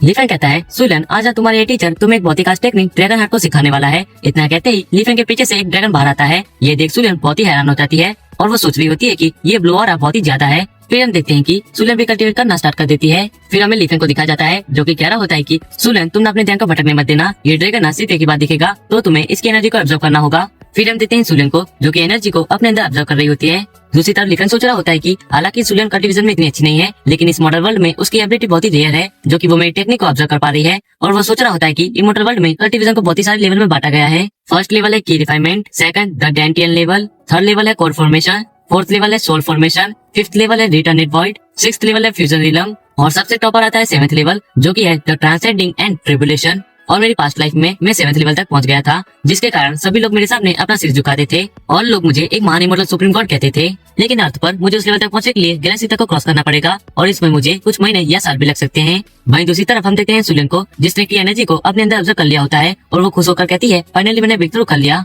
फिर वो लिफेन से कहती है कि टीचर, आपका शुक्रिया, आपकी वजह से मैंने ब्रेक थ्रू कर लिया, तो फाइनली अब मैं अपनी कल्टीवेशन को स्टार्ट कर सकती हूँ। लिफेन कहता है, तुमने ना बहुत ही अच्छे से किया, अब ना तुम कल्टीवेशन कर सकती हो, लेकिन फिलहाल तुम ना लेवल 1 की रिफाइनमेंट लेवल पर हो, अब से ना तुम खुद ही कल्टीवेशन कर सकती हो। सुलियन कहती है, टीचर मैं समझ गई, आपकी ये स्टूडेंट आपका एहसान कभी नहीं भूलेगी। फिर हम देखते हैं कि लिफेन सुलियन को एक लिस्ट देता है, और कहता है कि इसमें कुछ चीजें हैं जिसको इस महान व्यक्ति को जरूरत है, और वो सोच रहा होता है कि मुझे ना जितना जल्दी हो सके उतना जल्दी अपने पुराने लेवल 7th लेवल तक पहुंचना है, तो मुझे कुछ चीजों की जरूरत है। सुलियन लिस्ट लेते हुए कहती है कि ठीक है टीचर, मैं अपने लोगों को भेजकर इन सारी चीजों का बंदोबस्त करवा दूंगी। फिर सीन शिफ्ट होता है, हमें अगले दिन सुबह का सीन दिखाया जाता है, जहाँ हम देखते हैं कि लिफेन स्कूल आ गया होता है। तभी सामने से वुशुआंग और सियाओइंग दोनों ही आ रही होती हैं, लेकिन लिफेन उन दोनों को ही इग्नोर करके वहाँ से चला जाता है। तभी पीछे से वुशुआंग चिल्लाती है कि लिफेन वहीं रुक जाओ। हम देखते हैं लिफेन को, जो कि पीछे मुड़कर कहता है कि तुम ना मुझे पैसा करना बंद करो, मुझे ना तुमसे बात करने में कोई इंटरेस्ट नहीं है। वुशुआंग कहती है, लिफेन तुम ऐसा क्यों कह रहे हो, मैं तो तुम्हें कभी पैसा नहीं करती, और तुम अब इस बार में क्या कहते हो? लिफेन कहता है कि आखिरकार तुम कहना क्या चाहती हो, जो भी कहना है ना साफ साफ कहो, मेरे पास कोई फालतू समय नहीं है जो कि मैं तुम्हारे पर वेस्ट करूँ। वुशुआंग कहती है कि तुम बेवकूफ कहेंगे, अभी हम दोनों का ब्रेकअप नहीं हुआ है। कुछ दिन पहले तुम मेरे घर आए थे और तुमने यांगसो के साथ परेशानी खड़ी की थी, जिससे मेरी मॉम तुमसे बहुत ही नाराज है। लेकिन अगर तुम स्कूल को हमारी फैमिली को गिफ्ट कर दोगे ना, तो शायद वो तुम्हें माफ कर देंगी, फिर वो हम दोनों की शादी के बारे में सोच सकती हैं। लिफेन कहता है, कुतिया तुम्हें क्या मैं पागल दिखता हूँ? स्कूल क्या कोई गिफ्ट में देने वाली चीज है? लालच की बिना एक हद होती है। और वो मनी मन सोच रहा होता है कि ये कुतिया और इसकी माँ दोनों ही बहुत ही बड़े लालची हैं। ये ना मेरे पिछली लाइफ की तरह ही था, ये दोनों ही मिलकर मेरी प्रॉपर्टी को हड़पना चाहते हैं। लेकिन ये ना वो लिफेन नहीं जो कि तुम्हारे आगे पीछे घूमता था। भूसवांग कहती है, लीफेन तुम्हें मेरे सामने इतना एरोगेंट होने की जरूरत नहीं, तुम्हें बोलना नहीं चाहिए। ये स्कूल ना तुमने अपनी मेहनत से नहीं कमाई है, ये ना तुम्हें किसी ने गिफ्ट में दिया है। तुमने ना इसे पाने के लिए पक्का उस मिस्ट्रू के सामने एक कुत्ते की तरह भीख मांगी होगी। तुम ना उसके लिए एक कुत्ते हो, जब उसे तुम्हारी जरूरत नहीं होगी ना तब वो तुमसे ये सारी चीजें वापस ले लेगी और तुम्हें रास्ते पर फेंक देगी। फिर ना तुम्हारे पास कुछ भी नहीं बचेगा, तुम ना फिर रास्ते पर घूमने वाले एक कुत्ते बन जाओगे। और मुझे पता नहीं कि आखिरकार मिस्ट्रू तुम्हें टीचर क्यों कहती है, लगता है कि तुमने उसके सामने अपनी झूठी तारीफ की होगी। तुम ना इतना ज्यादा कैसे गिर सकते हो। फिर हम देखते हैं लीफेन को, जो कि वहाँ से जाते हुए कहता है कि तुम कीड़े मकोड़े, मुझे तुम लोगों से फर्क नहीं पड़ता, तुम लोग जो बातें करनी है ना मेरे बारे में तुम लोग वो करो। तभी पीछे से वो सुन चिल्लाती है कि लीफेन अगर तुम ऐसे एक्ट करते रहोगे ना तो तुम एक दिन पछताओगे। तभी लीफेन के फोन पर एक कॉल आता है जो कि भूसवांग की मॉम का होता है। भूसवांग की मॉम कॉल पर कह रही होती है कि लीफेन क्या आज तुम फ्री हो? अगर तुम फ्री हो ना तो ये तुम्हारी आंटी तुम्हें ना डिनर पर इनवाइट करना चाहती है, तुम ना जरूर आना, मैं तुम्हारे लिए बहुत ही अच्छा खाना बनाऊंगी। और वो कहती है कि आंटी ना तुमसे स्कूल के बारे में बात करना चाहती है, अगर तुम मेरी बेटी को स्कूल गिफ्ट कर दोगे ना तो मैं तुम दोनों की शादी के बारे में सोच सकती हूँ। लीफेन कॉल करते हुए कहता है कि फिर हम देते हैं शियाओइंग को, जो कि भूसवांग से कह रही होती है कि भूसवांग तुम्हें ना उस गवार लीफेन को नजरअंदाज करना चाहिए। तो क्या हुआ अगर वो प्रिंसिपल है, लेकिन इससे ना उसके रहन सहन में कोई बदलाव नहीं आने वाला। उसके पास स्कूल तो है लेकिन उसके पास इतना स्किल्स नहीं है कि वो एक स्कूल को रन कर सके। देखना एक दिन वो अपना सब कुछ गवा बैठेगा, आखिरकार वो है भी तो एक गवार। भूसवांग कहती है कि हाँ तुम ना ठीक कह रही हो, लेकिन लीफेन ना अब प्रिंसिपल है, क्या होगा अगर वो हमें स्कूल से निकाल दे। शियाओइंग कहती है भूसवांग तुम्हें चिंता करने की जरूरत नहीं, यांगसो ना उससे निपट लेगा। और तुम ये मत बोलो कि हमारे स्कूल में ना स्टूडियो सिटी के टॉप फैमिलीज के बच्चे आते हैं और उनके पेरेंट्स ये तो नहीं चाहेंगे ना कि उनके बच्चों का प्रिंसिपल एक गांव का गवार हो। फिर से शिफ्ट होता है, हम देखते हैं क्यूफी को, जो कि ग्राउंड पर पीटी की क्लास दे रहा होता है। तभी उसके पास एक लड़का आता है जो कि क्यूफी से कहता है कि अरे टीचर, मुझे लगता है कि हाल ही में आपको हमारे स्कूल के वाइस प्रिंसिपल के तौर पर प्रमोशन मिला है। और वो कहता है कि आपसे ना तो थर्ड क्लास के बच्चे तक नहीं संभलते, तो आपको क्या लगता है कि आप हमारे क्लास के पीटी टीचर बनने के लायक हो? तो फिर वाइस प्रिंसिपल की तो बात ही छोड़ो। क्यूफी कहता है यंग जिमो, तुम एक स्टूडेंट हो तो तुम्हें अपने टीचर से रिस्पेक्ट से बात करनी चाहिए और तुम ना अपनी पढ़ाई पर ध्यान दो। जिमो कहता है कि ये ना पीटी क्लास का टाइम है तो ये ना हमारे खेलने का टाइम है, और टीचर मैं ना आपको मेरे साथ गेम खेलने के लिए चैलेंज करता हूँ, अगर आप मुझसे जीत गए ना तो आप ना हमारे स्कूल के वाइस प्रिंसिपल बनने के लिए काबिल हैं। क्यूफी कहता है यंग जिमो, ये ना पीटी क्लास है तो इसे खत्म करो और अपनी क्लास में वापस जाओ, मैं तुम्हारा टीचर हूँ, मुझे तुम्हारे साथ गेम खेलने की कोई भी जरूरत नहीं। जिमो कहता है क्या हुआ टीचर, आप डर रहे हैं क्या? आप तो एक पीटी टीचर हैं, तो आप मेरे साथ गेम खेलने से क्यों डर रहे हैं? चलो छोड़ो, मैं समझ गया, आप ना हमें पढ़ाने के काबिल नहीं है, तो ना अब आप और वो आपका दोस्त प्रिंसिपल दोनों स्कूल से निकल जाओ। तभी वहाँ लीफेन आ जाता है और वो कहता है कि इस महान प्रिंसिपल ने ना तुम्हारी बात को सुना, तुम्हें मुझसे और तुम्हारे वाइस प्रिंसिपल से परेशानी है ना, तो मुझे बताओ कि तुम्हारे हिसाब से एक अच्छा टीचर क्या होता है? जल्दी करो, मेरा टाइम वेस्ट मत करो। जिमो कहता है तुम दोनों ही नौसिखिए हो, तुम मुझे किसी भी गेम में हरा के दिखाओ। लीफेन कहता है तू ये चीटी मेरे साथ गेम खेलना चाहता है, ये ना बढ़िया है, इसमें ना तुम्हारी भी कोई गलती नहीं है, तुम एक गॉड की पास को नहीं पहचान सकते मेरे प्यारे स्टूडेंट। जिमो कहता है कि तुम क्या मुझे दो पूरी का इंसान समझ रहे हो? ये मत बोलो कि तुम्हें स्कूल गिफ्ट में मिली है, तो तुम्हें ना यहाँ कुछ भी कहने की जरूरत नहीं, अगर तुम्हें हिम्मत हो ना तो मुझे गेम में हरा के दिखाओ। लीफेन कहता है ओह देखो तो इस चीटी की जबान कितनी लंबी है, जो कि एक बार के सामने बोलने की हिम्मत कर रहा है। और वो कहता है मेरे पास ना कोई फालतू का समय नहीं जो कि मैं तुम्हारे साथ गेम खेलूं, अगर मुझे बदले में कुछ मिलेगा ना तो मैं तुम्हारे साथ गेम खेलने के लिए तैयार हूँ, तो मुझे बताओ मुझे बदले में क्या मिलेगा। जिमो कहता है कि पहले तो तुम अपने आप को महान दिखाना बंद करो, और मैं ना तुमसे तो नहीं आने वाला, और अगर मैं तुमसे हार भी गया ना तो मैं फ्यूचर में तुम्हारी सारी बातें मानूंगा। अगर मुझे तुम्हें स्कूल से निकालना है ना तो मुझे तुम्हें इतना तो ऑफर करना ही पड़ेगा। तुमने ना सही सुना, मैं ना तुम्हें स्कूल से निकालना चाहता हूँ। फिर हम देखते हैं क्यूफी को, जो कि डिफेंस से कहता है कि यांग जिमो ना हमारे स्कूल का टॉप एथलीट है, तो तुम ना इस बारे में दोबारा सोच लो, उसने ना स्कूल के लिए कई सारे कंपटीशन जीते हैं। लीफेन कहता है क्यूफी तुम्हें ना चिंता करने की कोई भी जरूरत नहीं, तुम ना बस मुझ पर भरोसा रखो, सब कुछ ठीक हो जाएगा। भाई हम पीछे भूसवांग और शियाओइंग को देखते हैं। शियाओइंग कह रही होती है कि यंग मास्टर जिमो ना दूसरों को जाल में फंसाने में बहुत ही माहिर हैं, और अब ये गवार लीफेन उनके जाल में फंस गया। बस तुम ना वेट करो, जल्दी यंग मास्टर जिमो लीफेन को हरा देंगे और लीफेन को स्कूल से बाहर निकाल फेंकेंगे। फिर हम देखते हैं वो लोग बालों को फेंकने वाली गेम खेलने के लिए ग्राउंड पर आ गए होते हैं। हम देखते हैं सुलेन को, जो कि कह रही होती है कि लीफेन ना बेवकूफ है, जो कि उसने बालों को फेंकने वाली गेम को चुना। यांग जिमो ना इस गेम का एक्सपर्ट है, पिछले साल ना भाले को फेंकने का वर्ल्ड रिकॉर्ड 76.74 मीटर था और जिमो ना 74 मीटर फेंक सकता है। लीफेन अब ना तुम नहीं बचने वाले, तुम ना जल्दी स्कूल से बाहर निकाले जाओगे। वही हम देखते हैं भूसवांग को, जो कि सोच रही होती है लीफेन तुम्हें ना खुद पर कुछ ज्यादा ही भरोसा है, लेकिन तुम जिमो को नहीं हरा सकते, जैसे जिमो तुम्हें हरा देगा ना फिर मैं तुम्हें तुम्हारी औकात दिखा दूंगी कि तुम स्कूल के प्रिंसिपल होने के लायक नहीं। फिर हम देखते हैं जिमो ने भाले को फेंक दिया होता है, जो कि बहुत ही ज्यादा दूर जाके गिरता है। फिर हम देखते हैं रेफरी को, जो कि कहता है कि जिमो ने तो कमाल कर दिया, उसका स्कोर 75.4 मीटर है। ये देख सभी बच्चे कह रहे होते हैं कि जिमो ने तो कमाल कर दिया, ये ना वर्ल्ड रिकॉर्ड से बस थोड़ा ही कम था। वही एक स्टूडेंट हंसते हुए कहता है कि प्रिंसिपल अपना हार मान लीजिए, अपना जिमो को नहीं हरा सकते। फिर हम देखते हैं लीफेन को, जो कि बिना कुछ बोले भाले को फेंकने के लिए जाता है। तभी पीछे से क्यूफी चिल्लाते हुए कहता है कि लीफेन तुम्हें तेजी से दौड़कर भाले को फेंकना चाहिए, अगर तुम ऐसा करोगे ना तो भाला दूर तक जाएगा। लीफेन कहता है क्या दौड़ना, मुझे ना इसकी जरूरत नहीं, अगर ये महान आदमी दौड़ के भाले को फेंकेगा ना तो शायद ये भाला कभी धरती पर वापिस ही ना गिरे। मुझे ना सिर्फ इस बच्चे को उसकी जगह दिखानी है, तो मुझे दौड़ने की कोई भी जरूरत नहीं। ये सुन कुछ स्टूडेंट्स बातें कर रहे होते हैं कि क्या तुमने उस आदमी की बात सुनी, वो ना कितना घमंडी है, मुझे तो विश्वास नहीं होता कि वो हमारा प्रिंसिपल है। दूसरा स्टूडेंट कह रहा होता है कि हाँ तुम ना ठीक कह रहे हो, चलो छोड़ो, वैसे भी ना वो सिर्फ बड़ी बड़ी बातें कर सकता है, वो जिमो को नहीं हरा सकता। फिर हम देखते हैं जीमो को, जो कि लीफेन से कह रहा होता है कि तुम ना एक्टिंग करना बंद करो कि तुम मुझसे जीत जाओगे, तुम ना मुझसे हारने वाले हो, तो तुम ना हमें बेवकूफ बनाना बंद करो। फिर हम देखते हैं लीफेन को, जिसने की खड़े खड़े भाले को फेंक दिया होता है, जो कि बहुत ही तेजी से जाकर गिरता है। हम देखते हैं कि लीफेन ने भाले को 105 मीटर दूर फेंक दिया होता है। ये देख सभी स्टूडेंट्स हैरान हो गए होते हैं। एक स्टूडेंट कह रहा होता है कि क्या ये सच है, क्या प्रिंसिपल ने वर्ल्ड रिकॉर्ड को ही तोड़ दिया। वहीं दूसरी स्टूडेंट कह रही होती है कि ये ना बहुत ही अजीब है, मुझे तो विश्वास नहीं होता, क्या प्रिंसिपल ने सचमुच वर्ल्ड रिकॉर्ड को ही तोड़ दिया। ये देख वो सोच रही होती है कि आखिरकार लीफेन इतना ज्यादा कब बदल गया, वो हर बार मेरी उम्मीद से ज्यादा ही निकलता है। फिर हम देखते हैं लीफेन को, जो कि कह रहा होता है कि मेरे प्यारे स्टूडेंट, मुझे बताओ कि तुम्हें मेरा शॉट कैसा लगा। तुम सभी लोगों का मुंह खुला क्यों रह गया, अब तुम लोगों को कुछ बोलना नहीं है क्या। तुम्हारे प्रिंसिपल ने ना वर्ल्ड रिकॉर्ड को ही तोड़ दिया है, तो क्या तुम उन्हें बधाइयां नहीं दोगे क्या। जीमो कहता है कि मुझे ना इन नतीजों पर विश्वास नहीं है, लगता है कि तुम्हारा बाला हल्का होगा, तो चलो हम दूसरा कोई और गेम खेलते हैं, इस बार ना मैं तुम्हें चीटिंग नहीं करने दूंगा। लीफेन कहता है कि तुम्हें लगता है कि मैंने चीटिंग की है, मेरे नादान स्टूडेंट, चलो छोड़ो, तुम्हें लगता है कि मैंने चीटिंग की है ना, तो चलो हम दूसरा कोई गेम खेल लेते हैं, लेकिन ये याद रखना कि तुम ना मेरे सामने एक चीटी हो, और एक चीटी ना एक गॉड के सामने नहीं टिक सकती।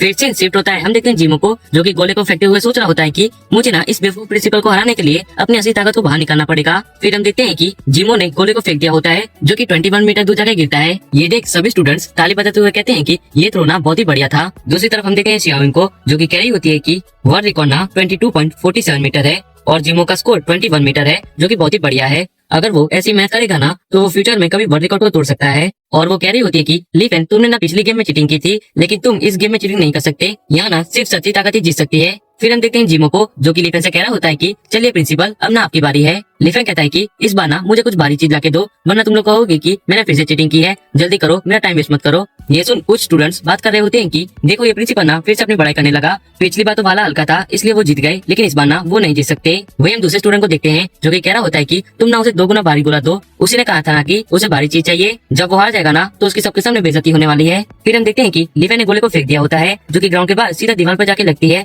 जिससे दीवार टूट गई होती है। ये देख जीमो हैरान होते कहता है कि ये ना नामुमकिन है, आखिरकार कोई इंसान गोले को इतना ज्यादा दूर कैसे फेंक सकता है। फिर हम देखते हैं लीफेन को, जो कि कह रहा होता है तो कैसा लगा मेरे स्टूडेंट, मेरा वाला ना तुम्हारे वाले से अच्छा था ना, तुम्हें इस बारे में क्या लगता है। जीमो कहता है मैं ना अभी भी एक मुकाबला करना चाहता हूँ, अगर तुम मुझे ताइक्वांडो में हरा दोगे ना तो मैं अपनी हार मान लूंगा, ये ना आखिरी मुकाबला होगा। फिर हम देखते हैं कि वो लोग ताइक्वांडो मैच के लिए रेडी होकर आ गए होते हैं। जीमो कहता है कि प्रिंसिपल, मुझे ना पूरा विश्वास है कि आप मुझे ताइक्वांडो में नहीं हरा सकते, ताइक्वांडो की प्रैक्टिस मैं बचपन से करते आ रहा हूँ, तो इस बार आप मुझसे हारने वाले हैं। अगर आप इस बार मुझे हरा दोगे ना तो मैं अपनी हार मान लूंगा और फ्यूचर में आपकी सारी बातें मानूंगा। तो चलिए इस मैच को अच्छे से खेलते हैं, मैं ना आप पर कोई रहम नहीं दिखाने वाला, आशा करता हूँ कि आपको इस चीज का पछतावा नहीं होगा। लीफेन कहता है बच्चे तुम ना अभी कुछ नहीं जानते, ताइक्वांडो ना कोई छोटा मोटा खेल नहीं है, इसमें ना असली फाइट होती है, लोग इसमें एक दूसरे को मारने तक से नहीं कतराते। आज ना तुम्हारे प्रिंसिपल तुम्हें एक असली ताकत को दिखाएगा, जो कि तुमने अपनी पूरी लाइफ में नहीं देखी होगी, तो तुम ना आज इस ताकत के गवाह बनने वाले हो, तो अपनी आंखों को खुली रखना, ये नजारा ना दूसरी बार देखने को नहीं मिलेगा। इतना कहते ही लीफेन जीमो को एक पंच मार देता है। जीमो सोच रहा होता है कि आखिरकार ये क्या था, मैं उसे देख तक नहीं पाया, मुझे ना कुछ भी महसूस नहीं हो रहा है, मेरा पूरा शरीर थम गया है। फिर हम देखते हैं कि जीमो एक टेबल से जाके टकरा जाता है और वो सोच रहा होता है आखिरकार वो क्या था, मैं उसे देख तक नहीं पाया। वही हम 2 स्टूडेंट्स को देखते हैं, जो कि बात कर रहे होते हैं कि ये ना चीनी मार्शल आर्ट है, ये ना ताइची पाम स्ट्राइक था, मुझे तो विश्वास नहीं होता कि मैंने अपने आंखों के सामने एक ताइची पाम स्ट्राइक को देखा। वही दूसरा स्टूडेंट कह रहा होता है कि मैं ना यहाँ प्रिंसिपल का मजाक उड़ाने आया था, लेकिन उनका खेल देखकर उन्होंने मुझे उनकी तारीफ करने पर मजबूर कर दिया। फिर हम देखते हैं लीफेन को, जो कि जीमो से कह रहा होता है कि क्या तुम अब अपनी हार मानते हो कि तुम्हें अभी भी कोई और गेम खेलना है, लेकिन मैं तुम्हें पहले बता रहा हूँ कि तुम ना चाहे जितनी भी कोशिश क्यों ना कर लो, तुम मुझे कभी नहीं हरा सकते। जीमो कहता है कि नहीं, मैं अपनी हार मानता हूँ, आखिरकार शर्त तो शर्त होती है। और वो कहता है कि मैं यांग जीमो अब से ना सभी टीचर से रिस्पेक्ट से बात करूंगा और अपनी पढ़ाई को ईमानदारी से करूंगा, मैं फ्यूचर में आपकी सभी बातों को मानूंगा और आपके लिए कोई दिक्कतें खड़ी नहीं करूंगा, मेरा आपसे ये वादा है। तो क्या इतना आपके लिए काफी है क्या। लीफेन कहता है ये महान आदमी ना तुम्हारी बात को स्वीकार करता है, वैसे तुम भी एक अच्छे स्टूडेंट हो, अगर तुम थोड़ी मेहनत और करोगे ना तो तुम फ्यूचर में बहुत ही कामयाब बनोगे। फिर हम देखते हैं जीमो को, जो कि जाते हुए कहता है कि प्रिंसिपल आप ना उस यांग साओ से सावधान रहिएगा, मुझे ना उस यांग साओ और सू मिंगहाओ ने ये सब करने का ऑर्डर दिया था, ये सब ना उन लोगों का प्लान था और मेरी तरह कई और स्टूडेंट उसकी जिम में है, हम लोग ना उसके खिलाफ नहीं जा सकते, तो आप ना थोड़ा सावधान रहिएगा, मुझे ना आप एक अच्छी आदमी लगती है, इसलिए मैं आपको ये सारी बातें बता रहा हूँ। ये सुन लीफेन मुस्कुराने लगता है और कहता है कि ओह अच्छा, तो ये सब यांग साओ का प्लान था। और वो जीमो से कहता है कि जीमो तुम उस सू मिंगहाओ से कह देना कि वो सुधर जाए और एक अच्छे स्टूडेंट की तरह अपनी पढ़ाई पर ध्यान दे, वरना उसे इसका भुगतान करना पड़ेगा। जीमो घबराते हुए कहता है कि प्रिंसिपल ली, सू मिंगहाओ कोई ऐसा वैसा आदमी नहीं है जिससे कि आप पंगा ले सके, वो ना हमारे स्कूल का बॉस है, आप ना अभी अभी प्रिंसिपल बने हैं, तो ना आप उसे अच्छे से नहीं जानते, वो ना बहुत ही खतरनाक है, चलो हम ना इस बात को भूल जाते हैं। और वो कहता है कि सू मिंगहाओ ना बहुत ही पावरफुल फैमिली से आता है, हमारे पुराने प्रिंसिपल भी ना उसका कुछ भी नहीं बिगाड़ पाए थे। लीफेन कहता है ये स्कूल में ना कोई स्टूडेंट अपने आप को बॉस या किंग नहीं कह सकता, तो तुम ना बस मेरी बात सुनो और मैंने जैसा कहा ना वैसा करो। जीमो कहता है ठीक है टीचर, मैं समझ गया। फिर हम देखते हैं वुशुआंग को, जो कि शियाओइंग से कह रही होती है कि शियाओइंग मुझे लगता है कि हम ना लीफेन का कुछ भी नहीं बिगाड़ सकते, और पता नहीं क्यों मुझे लगता है कि अपना लिखन और हमारे बीच में ना बहुत ही ज्यादा गैप है, जो कि रोज बढ़ता ही जा रहा है और आखिर में जाकर वो इतना ऊपर खड़ा होगा कि हम उसका कुछ भी नहीं बिगाड़ पाएंगे। वही सियाओइंग कह रही होती है कि आखिरकार यांग सो ने ये कैसे बच्चे को लिफेन से डील करने को भेजा था, ये तो बिल्कुल कचरा था। फिर सीन शिफ्ट होता है, हम देखते हैं ब्रदर बा को, जो कि लिफेन ने जो सारी चीजें मंगाई थी वो सारी चीजें लेके लिफेन के विला पे आया होता है। फिर हम देखते हैं ब्रदर बा को, जो कि कह रहा होता है कि मिस्टर ली और मिस चू, आप दोनों ने जो चीजें मंगाई थी ना, उन्हें ढूंढने के लिए मैंने दिन रात एक कर दी। मैंने पूरे के पूरे चूजा सिटी को छान मारा, तब जाके मैं ये सारी चीजें इकट्ठा कर पाया। आशा करता हूँ कि आपको ये सारी चीजें पसंद आए। और वो कहता है कि मेरे लाख कोशिश करने के बाद भी मुझे एक आइटम नहीं मिला, जो कि है ड्रैगन रूट। ये सुन सुलन चिल्लाते हुए कहती है कि तुम गधे कहेंगे, अगर तुम्हें चूजा सिटी में नहीं मिला तो तुम किसी दूसरी सिटी में जाके ढूंढ सकते थे ना, और अगर तुम्हें वहाँ भी नहीं मिलता तो तुम किसी दूसरी कंट्री में जाके ढूंढ लेते, लेकिन तुम गधे कहेंगे, तुम यहाँ खाली हाथ वापस आ गए। लिफेन कहता है सुलन तुम ना शांत हो जाओ, इसमें ना बाकी कोई भी गलती नहीं है। ड्रैगन रूट ना कोई आम चीज नहीं है जो कि कहीं भी मिल जाए। ड्रैगन रूट ना एक स्पिरिचुअल ट्री है जो कि अर्थ पर हजारों सालों में एक बार दिखता है, और अभी के समय में शायद उसे वो जिनको कहा जाता है।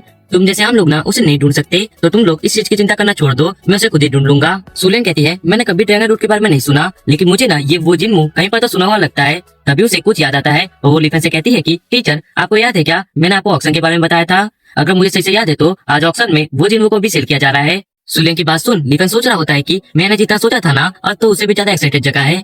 मुझे कभी नहीं लगा था कि अर्थ पर इतनी ज्यादा पावरफुल चीज मुझे मिलेगी, तो चलो आज ऑक्शन में जाके उस ड्रैगन रूट और कुछ मैजिकल वेपन्स को ढूंढा जाए। फिर सीन शिफ्ट होता है, हमें एक बिल्डिंग का सीन दिखा जाता है। हम देखते हैं कि लिफेन वहाँ आ गया होता है। तभी हम देखते हैं ब्रदर बा को, जो कि लिफेन से कहता है कि बॉस शायद से ना चू फैमिली पे कोई दिक्कत आ गई है, मिस चू को ना अर्जेंटली फैमिली में वापस बुला लिया गया है, तो ना वो आज आपके साथ ऑक्शन में नहीं आ सकती। इसके लिए उन्होंने मुझे आपको सॉरी करने को कहा है। और बॉस मिस चू ने ना आपके अकाउंट में 100 मिलियन कैश को ट्रांसफर कर दिया है, तो आपको ऑक्शन में जो भी पसंद आए ना आप उसे खरीद सकते हैं। आपको ना पैसों के बारे में कोई भी चिंता करने की जरूरत नहीं। अगर पैसे कम पड़े भी ना तो मिस चू आपको और भी पैसे ट्रांसफर कर देंगी।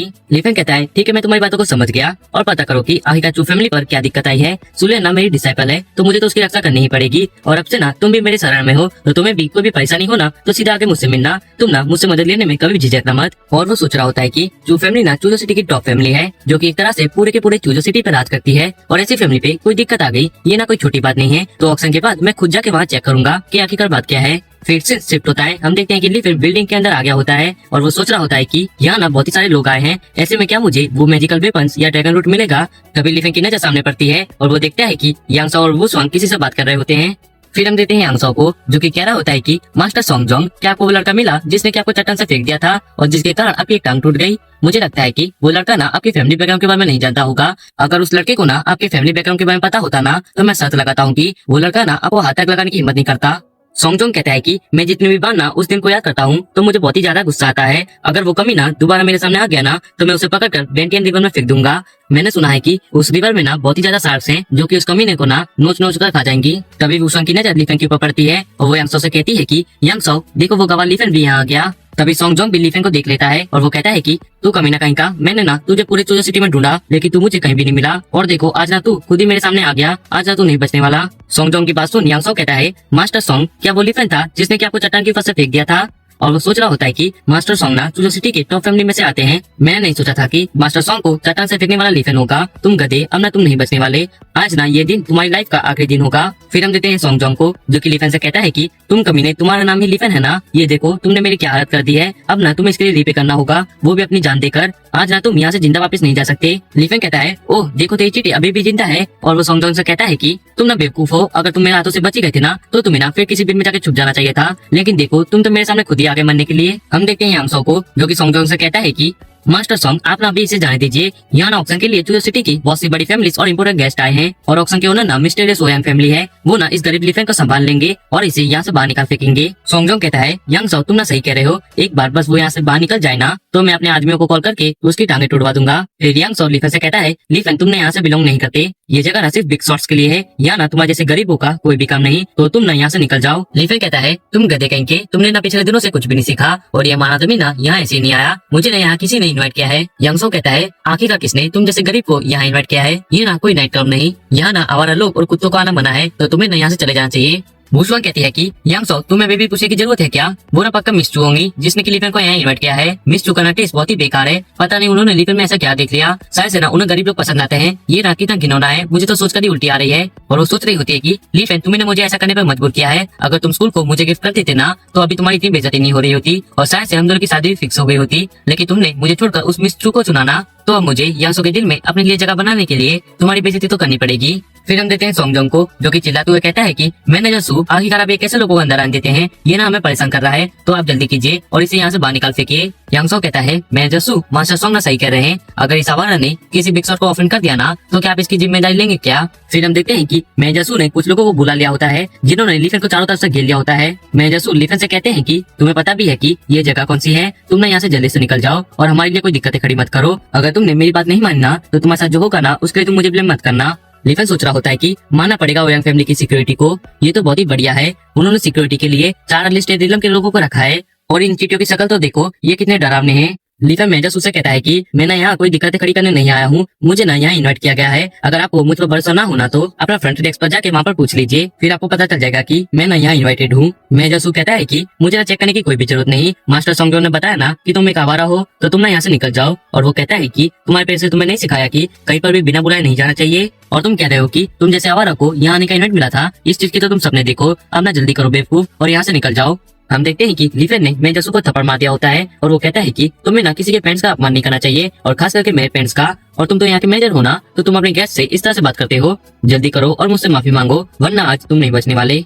मैनेजर चिल्लाते हुए कहता है कि तुम गधो वहाँ खड़े खड़े क्या देख रहे हो, जल्दी से इसे पकड़ो और इसे सबक सिखाओ। फिर हम देखते हैं यांगसो को, जो कि कह रहा होता है कि ये लोग ना ओयांग फैमिली के फाइटर्स हैं, ये लोग ना बहुत ही खतरनाक लोग हैं, आज ना लिफेन नहीं बचने वाला, बेचारा लिफेन। फिर हम देखते हैं कि उन चारों ने लिफेन पर एक साथ अटैक कर दिया होता है। तभी वहाँ एक लड़की चिल्लाते हुए कहती है कि तुम सब वहीं रुक जाओ, और तुम सब ये क्या कर रहे हो। हम देखते हैं कि उस लड़की की बात सुन वो सभी लोग रुक गए होते हैं।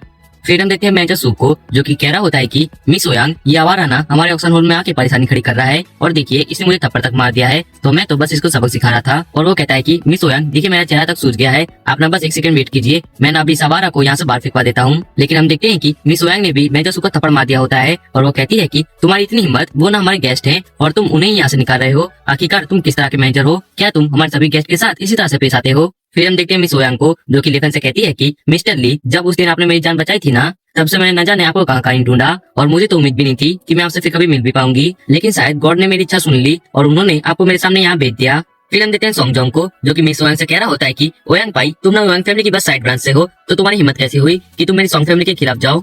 ओयांग पाई कहती है कि लेकिन आज ना मैं इस ऑक्शन हॉल के इंचार्ज के रूप में ओयांग फैमिली को रिप्रेजेंट कर रही हूँ, तो ओयांग फैमिली की तरफ से मेरे पास पूरी अथॉरिटी है कि मैं तुम्हें यहाँ से बाहर निकाल फेंक सकती हूँ, तो तुम ना जरा मुझसे इज्जत से बात करो। फिर हम देखते हैं सोंगजोंग को, जो कि कह रहा होता है कि तुम ना कोई स्पेशल पर्सन नहीं हो, तुम ना बस ओयांग फैमिली की एक साइड ब्रांच से हो, और तुम्हारी इतनी हिम्मत कि तुम मुझसे इस तरह से बात करो। आज तो तुम्हारे पास ओयांग फैमिली की उधार पावर्स है, लेकिन जब वो पावर्स तुमसे ले ली जाएगी ना, तब ना तुम मेरी बन जाओगी। फिर हम देखते हैं ओयांग पाई को, जो कि लिफेन से कहती है कि अब ना आप उस कुत्ते के साथ क्या करना चाहते हैं। फिर हम देखते हैं लिफेन मैनेजर सू की दांत को तोड़ देता है। ये देख सभी लोग हैरान होते हुए कहते हैं कि क्या उसने मैनेजर की दांत को तोड़ दिया, वो कितना निर्दयी है। फिर हम देखते हैं मिस ओयांग को, जो कि लिफेन से कहती है कि मिस्टर लिफेन, ऑक्शन हॉल ना इस तरफ है, तो आप ना मेरे साथ चलिए, मैं आपको वहाँ तक खुद ले चलूंगी। फिर हम देखते हैं वुसुआंग को, जो कि सोच रही होती है कि लिफेन, तुम कमीने कहीं के, तुम मेरे पेट के पीछे कितनी लड़कियों के साथ घुमा करते थे, पहले तो मिस चू और फिर ये मिस ओयांग, आखिरकार कितनी लड़कियां तुम्हारे पीछे हैं, और मुझे तो समझ नहीं आता कि आखिरकार ये बेवकूफ लड़कियों को तुम्हारे अंदर क्या दिखता है जो कि मुझे नहीं दिख रहा। वही हम देखते हैं यांगसो को, जो कि लिफेन को देख सोच रहा होता है कि ये कमीना लिफेन, आखिरकार सभी खूबसूरत लड़कियां इसकी मदद क्यों करती हैं,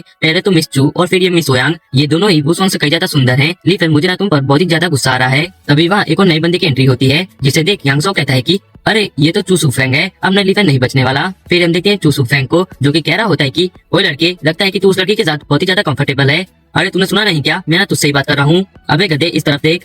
फिर हम देखते हैं यांगसो को, जो कि सोच रहा होता है कि चू फेंग और चू सुलियन दोनों ही चू फैमिली के 3rd जनरेशन के बच्चे हैं, और जब वो 18 साल का था ना, तब उसने आर्मी को ज्वाइन कर लिया था, और वो कुछ ही महीनों में यूनिट का कैप्टन बन गया, जो कि काबिले तारीफ है। उसका फ्यूचर ना बहुत ही ब्राइट है, और बात यहीं खत्म नहीं होती, उसे ना वर्ल्ड मास स्क्वाड के लिए चुना गया है। वर्ल्ड मास स्क्वाड ना कोई आर्म स्क्वाड नहीं, उसका हर एक बंदा ना बहुत ही ताकतवर होता है, उसमें ना 10 लाख सोल्जर्स में से कोई एक ही जा पाता है, और सू फेंग उन्हीं में से एक है। उसने रैंक में आने के लिए बहुत ही ज्यादा मेहनत की होगी। अगर आप लोग सोचते हो कि आप लोग थोड़ी बहुत ट्रेनिंग करके वर्ल्ड मास स्क्वाड के लिए सिलेक्ट हो जाओगे, तो इस चीज के तो सपने देखो। यहाँ तक कि चूजो सिटी के न्यू जनरेशन में ली युआनटियन के बाद जो लोग टॉपर आते हैं, वो है चू सुफेंग और सोंगजोंग। इन तीनों के पास बहुत ही ज्यादा पावर्स और इज्जत है, और इन लोगों में भी अगर इज्जत की बात आए ना, तो चू फैमिली के नाम की वजह से सुफेंग टॉपर आता है। और ये सुफेंग बहुत ही लंबे समय से ओयांग पाई के पीछे पड़ा हुआ है। 6 महीने पहले प्रोविंशियल सिटी के एक अमीर लड़के ने ओयांग पाई को प्रपोज किया था, तो सुफेंग ने ना उसे इतना मारा कि वो कई महीनों तक हॉस्पिटल के बिस्तर पर पड़ा रहा। और लिफेन, अब ना तुम भी उसी लड़की की तरह गलती कर रहे हो, तुम ना उसकी लड़की के साथ घूम रहे हो, अब ना तुम नहीं बचने वाले, जल्दी करो और उसके हाथों से मारे जाओ। फिर हम देखते हैं ओयांग पाई को, जो कि कह रही होती है कि सुफेंग, ये ना मेरे बहुत ही इंपॉर्टेंट गेस्ट हैं और तुम इनके साथ क्या करने की कोशिश कर रहे हो। सुफेंग ओयांग पाई का हाथ पकड़ते हुए लीफेन से कहता है कि वही लड़के, तुम ना ओयांग पाई से दूर ही रहना, वो ना मेरी बंदी है, तो तुम ना उसे दूर रहो। मुझे ना फर्क नहीं पड़ता कि तुम्हारा बैकग्राउंड क्या है, लेकिन मैं ना चू फैमिली से आता हूँ,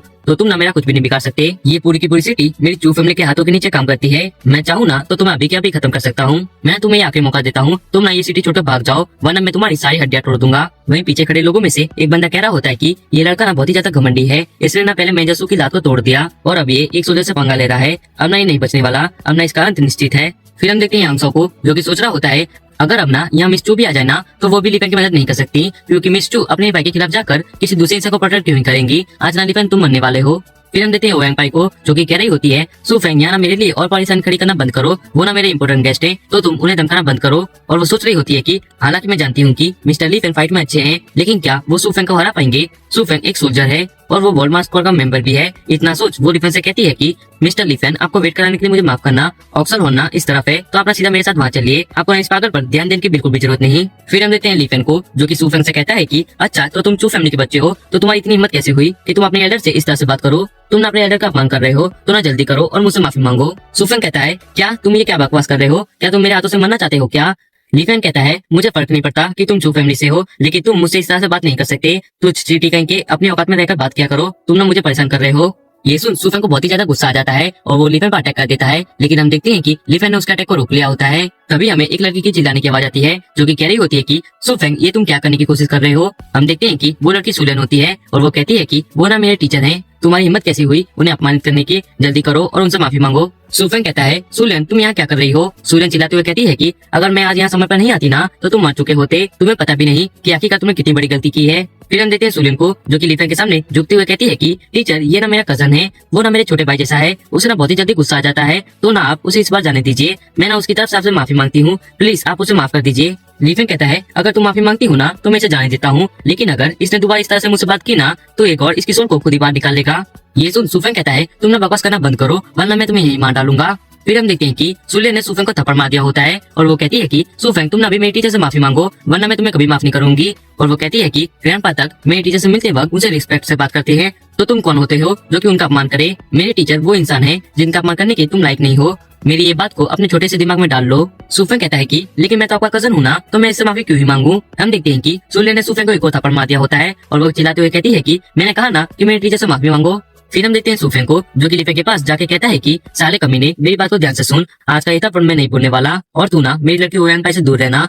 अगली बार हम मिलेंगे ना, तो मैं तेरे सिर को तेरे शरीर से अलग कर दूंगा, ये मेरा तुझसे वादा है। इतना कहकर वो वहाँ से चला जाता है। हम देखते हैं लिफेन को, जो कि कह रहा होता है तुम चीटी, तुम ना कोशिश कर लेना, लेकिन आज का ये थप्पड़ बहुत ही ज्यादा संतुष्टदायक था, ये देखकर तो मजा ही आ गया। फिर हम देखते हैं सुलेन को, जो कि कह रही होती है कि टीचर अपना बस एक सेकंड वेट कीजिएगा। फिर हम देखते हैं सुलेन को, जो कि वुशुआंग के पास जाके कहती है कि तुम वही हो ना जो कि हर वक्त मेरे टीचर को परेशान करती रहती है। वुशुआंग कहती है कि मिस चू, आप ना गलत समझ रही हैं, ऐसी कोई भी बात नहीं है। इतने में सुलेन ने वुशुआंग को थप्पड़ मार दिया होता है, जिससे वो नीचे गिर पड़ती है। सुलेन चिल्लाते हुए कहती है तुम ना मेरा अपमान कर सकती हो, लेकिन मेरे टीचर का नहीं। ऐसा मत सोचो कि मुझे पता नहीं कि तुमने मेरे पीठ पीछे उनसे क्या कहा। तुमने उनसे स्कूल को तुम्हें गिफ्ट करने को कहा। क्या तुम्हारे पास स्कूल चलाने की काबिलियत भी है क्या। तुम ना लालची औरत कहीं की, तुम ना बस पैसों के पीछे भागती हो, तुम ना मेरी टीचर की गर्लफ्रेंड बनने की लायक नहीं। और वो कहती है कि अब ना तुम यहाँ से निकल जाओ और फिर कभी मेरी आंखों के सामने मत आना, वरना तुम्हें इसका अंजाम भुगतना पड़ेगा। फिर हम देते हैं वुशुआंग को, जो कि रोते हुए यांगसो को बुला रही होती है। ये देख यांगसो सुलेन से कहता है कि मिस चू, वुशुआंग ना मेरी गर्लफ्रेंड है, अगर उसने कुछ ऐसा किया है जिससे आप नाराज हैं, तो मेरी रिस्पेक्ट करते हुए उसे माफ कर दीजिए। सुलेन कहती है क्या मैं तुम्हारी रिस्पेक्ट करते हुए उसे माफ कर दूं। आखिरकार तुम मेरे सामने हुई कौन कि मैं तुम्हारी रिस्पेक्ट करते हुए उसे माफ कर दूं।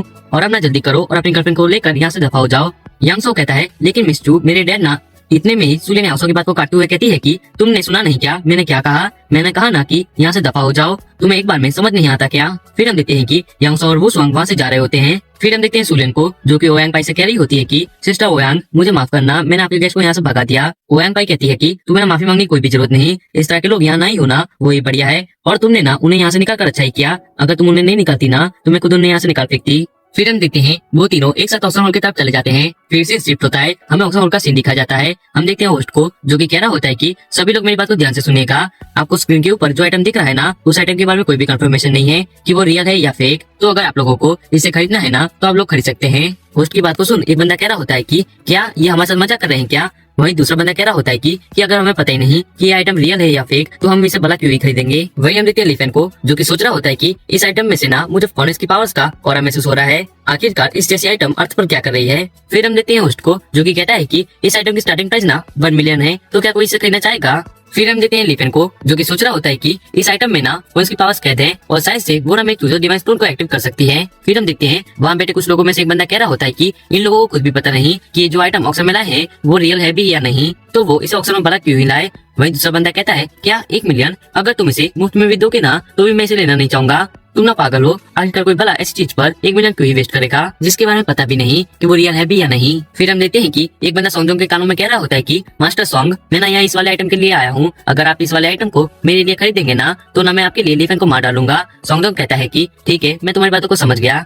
फिर हम देखते हैं लिफेन को, जिसने की 1.1 मिलियन की बिड लगाई होती है। लिफेन की बोली सुन कुछ लोग बात कर रहे होते हैं कि क्या ये लड़का बेवकूफ है क्या, जो कि अपने पैसों को इस तरह की चीजों पर वेस्ट कर रहा है। वहीं एक बंदा कह रहा होता है कि लगता है कि शायद से इस बंदे के सिर पर किसी गधे ने लात मारी होगी या फिर इसने दीवार पर अपना सर पटक दिया होगा, तभी ये यहाँ अपने पैसों को वेस्ट कर रहा है। वरना कोई इंसान अपने पैसे को इस जैसे आइटम पर क्यों ही वेस्ट करेगा जिसके बारे में पता ही नहीं कि वो रियल है भी या नहीं। फिर हम देखते हैं कि सॉन्गजोंग ने 5 मिलियन की बिड लगा दी होती है। सॉन्गजोंग की बिड को सुन कुछ लोग बात कर रहे होते हैं कि क्या मास्टर सॉन्ग ने बोली लगाई, लेकिन मास्टर सॉन्ग ने बोली क्यों लगाई, क्या ये आइटम सचमुच रियल है क्या। वही सॉन्गजोंग सोच रहा होता है कि लिफेन, मैं तुम्हें इतनी आसानी से नहीं जीतने दूंगा, ये आइटम तो मेरा ही है। फिर हम देखते हैं लिफेन को, जिसने की 10 मिलियन की बिड लगा दी होती है और वो सोच रहा होता है कि ये चीटी मुझसे मेरी चीज को छीनना चाहती है। चलो देखते हैं कि तुम कितनी बड़ी बोली लगा सकते हो, लेकिन तुम ना मुझसे बड़ी बोली नहीं लगा सकते, ये आइटम तो मेरी है। फिर हम देखते हैं कि उन दोनों के बीच में फाइट शुरू हो गई होती है। वो लोग प्राइस को बढ़ाई जा रहे होते हैं। आखिर में जाकर लिफेन 70 मिलियन की बिड को लगा देता है। ये सुन होस्ट जल्दी से काउंटडाउन शुरू कर देता है। हम देखते हैं कि वो आइटम लिफेन ने 70 मिलियन में खरीद ली होती है। हम देखते हैं कि सॉन्गजोंग के पास जो बंदा बैठा था ना, वो बंदा सॉन्गजोंग से कहता है कि मास्टर सॉन्ग, मैंने आपसे कहा था ना कि वो आइटम मुझे चाहिए। सॉन्गजोंग कहता है, तुम ना चिंता मत करो, हमें ना ज्यादा पैसों को वेस्ट करने की जरूरत नहीं, क्योंकि जब तुम उस लिफेन को मार डालोगे ना तो आखिर में जाकर वो आइटम तुम्हें ही मिलेगा ना, तो तब तक तुम बस वेट करो। और वो सोच रहा होता है कि लिफेन, आज ना तुम यहाँ अपने सारे पैसों को खोने वाले हो, मैं ना तुम्हें यहाँ कोई भी आइटम सस्ते में नहीं खरीदने दूंगा। हम देखते हैं ओयांग पाई को, जो कि लिफेन से कहती है कि मिस्टर लिफेन, आपने जो आइटम खरीदी है ना वो आपके कोई भी काम नहीं आने वाली, तो कैसा होगा कि मैं आपको उसकी जगह कोई बढ़िया चीज दिलवा दूं। सुलेन कहती है, सिस्टर आपको ना चिंता करने की कोई भी जरूरत नहीं, टीचर के बिना अपने कुछ प्लान होते हैं, पक्का उन्होंने इस बारे में सोच समझ कर बोली लगाई होगी। और वो लिफेन से कहती है कि टीचर, अगर आपको और भी पैसों की जरूरत हो ना तो आप बस मुझे ऑर्डर देना, मैं आपको और भी पैसे ट्रांसफर कर दूंगी। वही ओयांग पाई कह रही होती है कि मिस चू, आप ना रहने दीजिए, ये ना मेरी ओयांग फैमिली का ऑप्शन है, तो अगर मिस्टर लिफेन को जो भी चाहिए ना उसके लिए मैं उनके लिए पे कर सकती हूँ। सुलेन कहती है, जब एक स्टूडेंट अपने टीचर के लिए कोई गिफ्ट खरीद रही होती है ना तो वो अपने टीचर के लिए उनका सामान दिखा रही होती है, आपको ना इसे कॉम्पिटिशन की तरह लेने की जरूरत नहीं। लिफेन कहता है, मैं तुम दोनों की बात को सुनकर बहुत ही ज्यादा खुश हुआ कि आप दोनों मेरे लिए पे कर सकती हैं, लेकिन मेरे पास ना पैसे हैं, तो आप दोनों को ही ना मेरे लिए पे करने की कोई भी जरूरत नहीं। फिर हम देखते हैं कि वहाँ न्यू आइटम आ गई होती है। होस्ट बताता है कि इस आइटम का नाम ना वो जिनमू है और इसे ड्रैगन रूट भी कहा जाता है। ये आइटम में ना कई सारी पावर्स हैं, ये ना आपकी लाइफ को भी बढ़ा सकता है और इस आइटम की ना स्टार्टिंग प्राइस है 6 मिलियन। हम देखते हैं कि लिफेन ने सीधे 100 मिलियन की बिड को लगा दिया होता है। लिफेन भी लाइक, दोस्तों मैं इस जूते को भी खरीद सकता हूँ, सब कुछ खरीद सकता हूँ, पैसों में अंधा हो गया हूँ, अंबानी मेरे लूड़े पे। जी हाँ दोस्तों, वो भी सोने का है। लिफेन की बोली सुन सभी लोग हैरान हो गए होते हैं। वो लोग कहते हैं, देखो ये तो फिर से वही लड़का है, इसने तो स्टार्टिंग ही सीधा 100 मिलियन से किया है। हम देखते हैं सॉन्गजोंग को, जिसने की 200 मिलियन की बिल लगा दी होती है और वो सोच रहा होता है कि लिफेन, मैं ना तुम्हें इतनी आसानी से इस आइटम को नहीं लेने दूंगा। हम देखते हैं कि लिफेन बिल नहीं लगा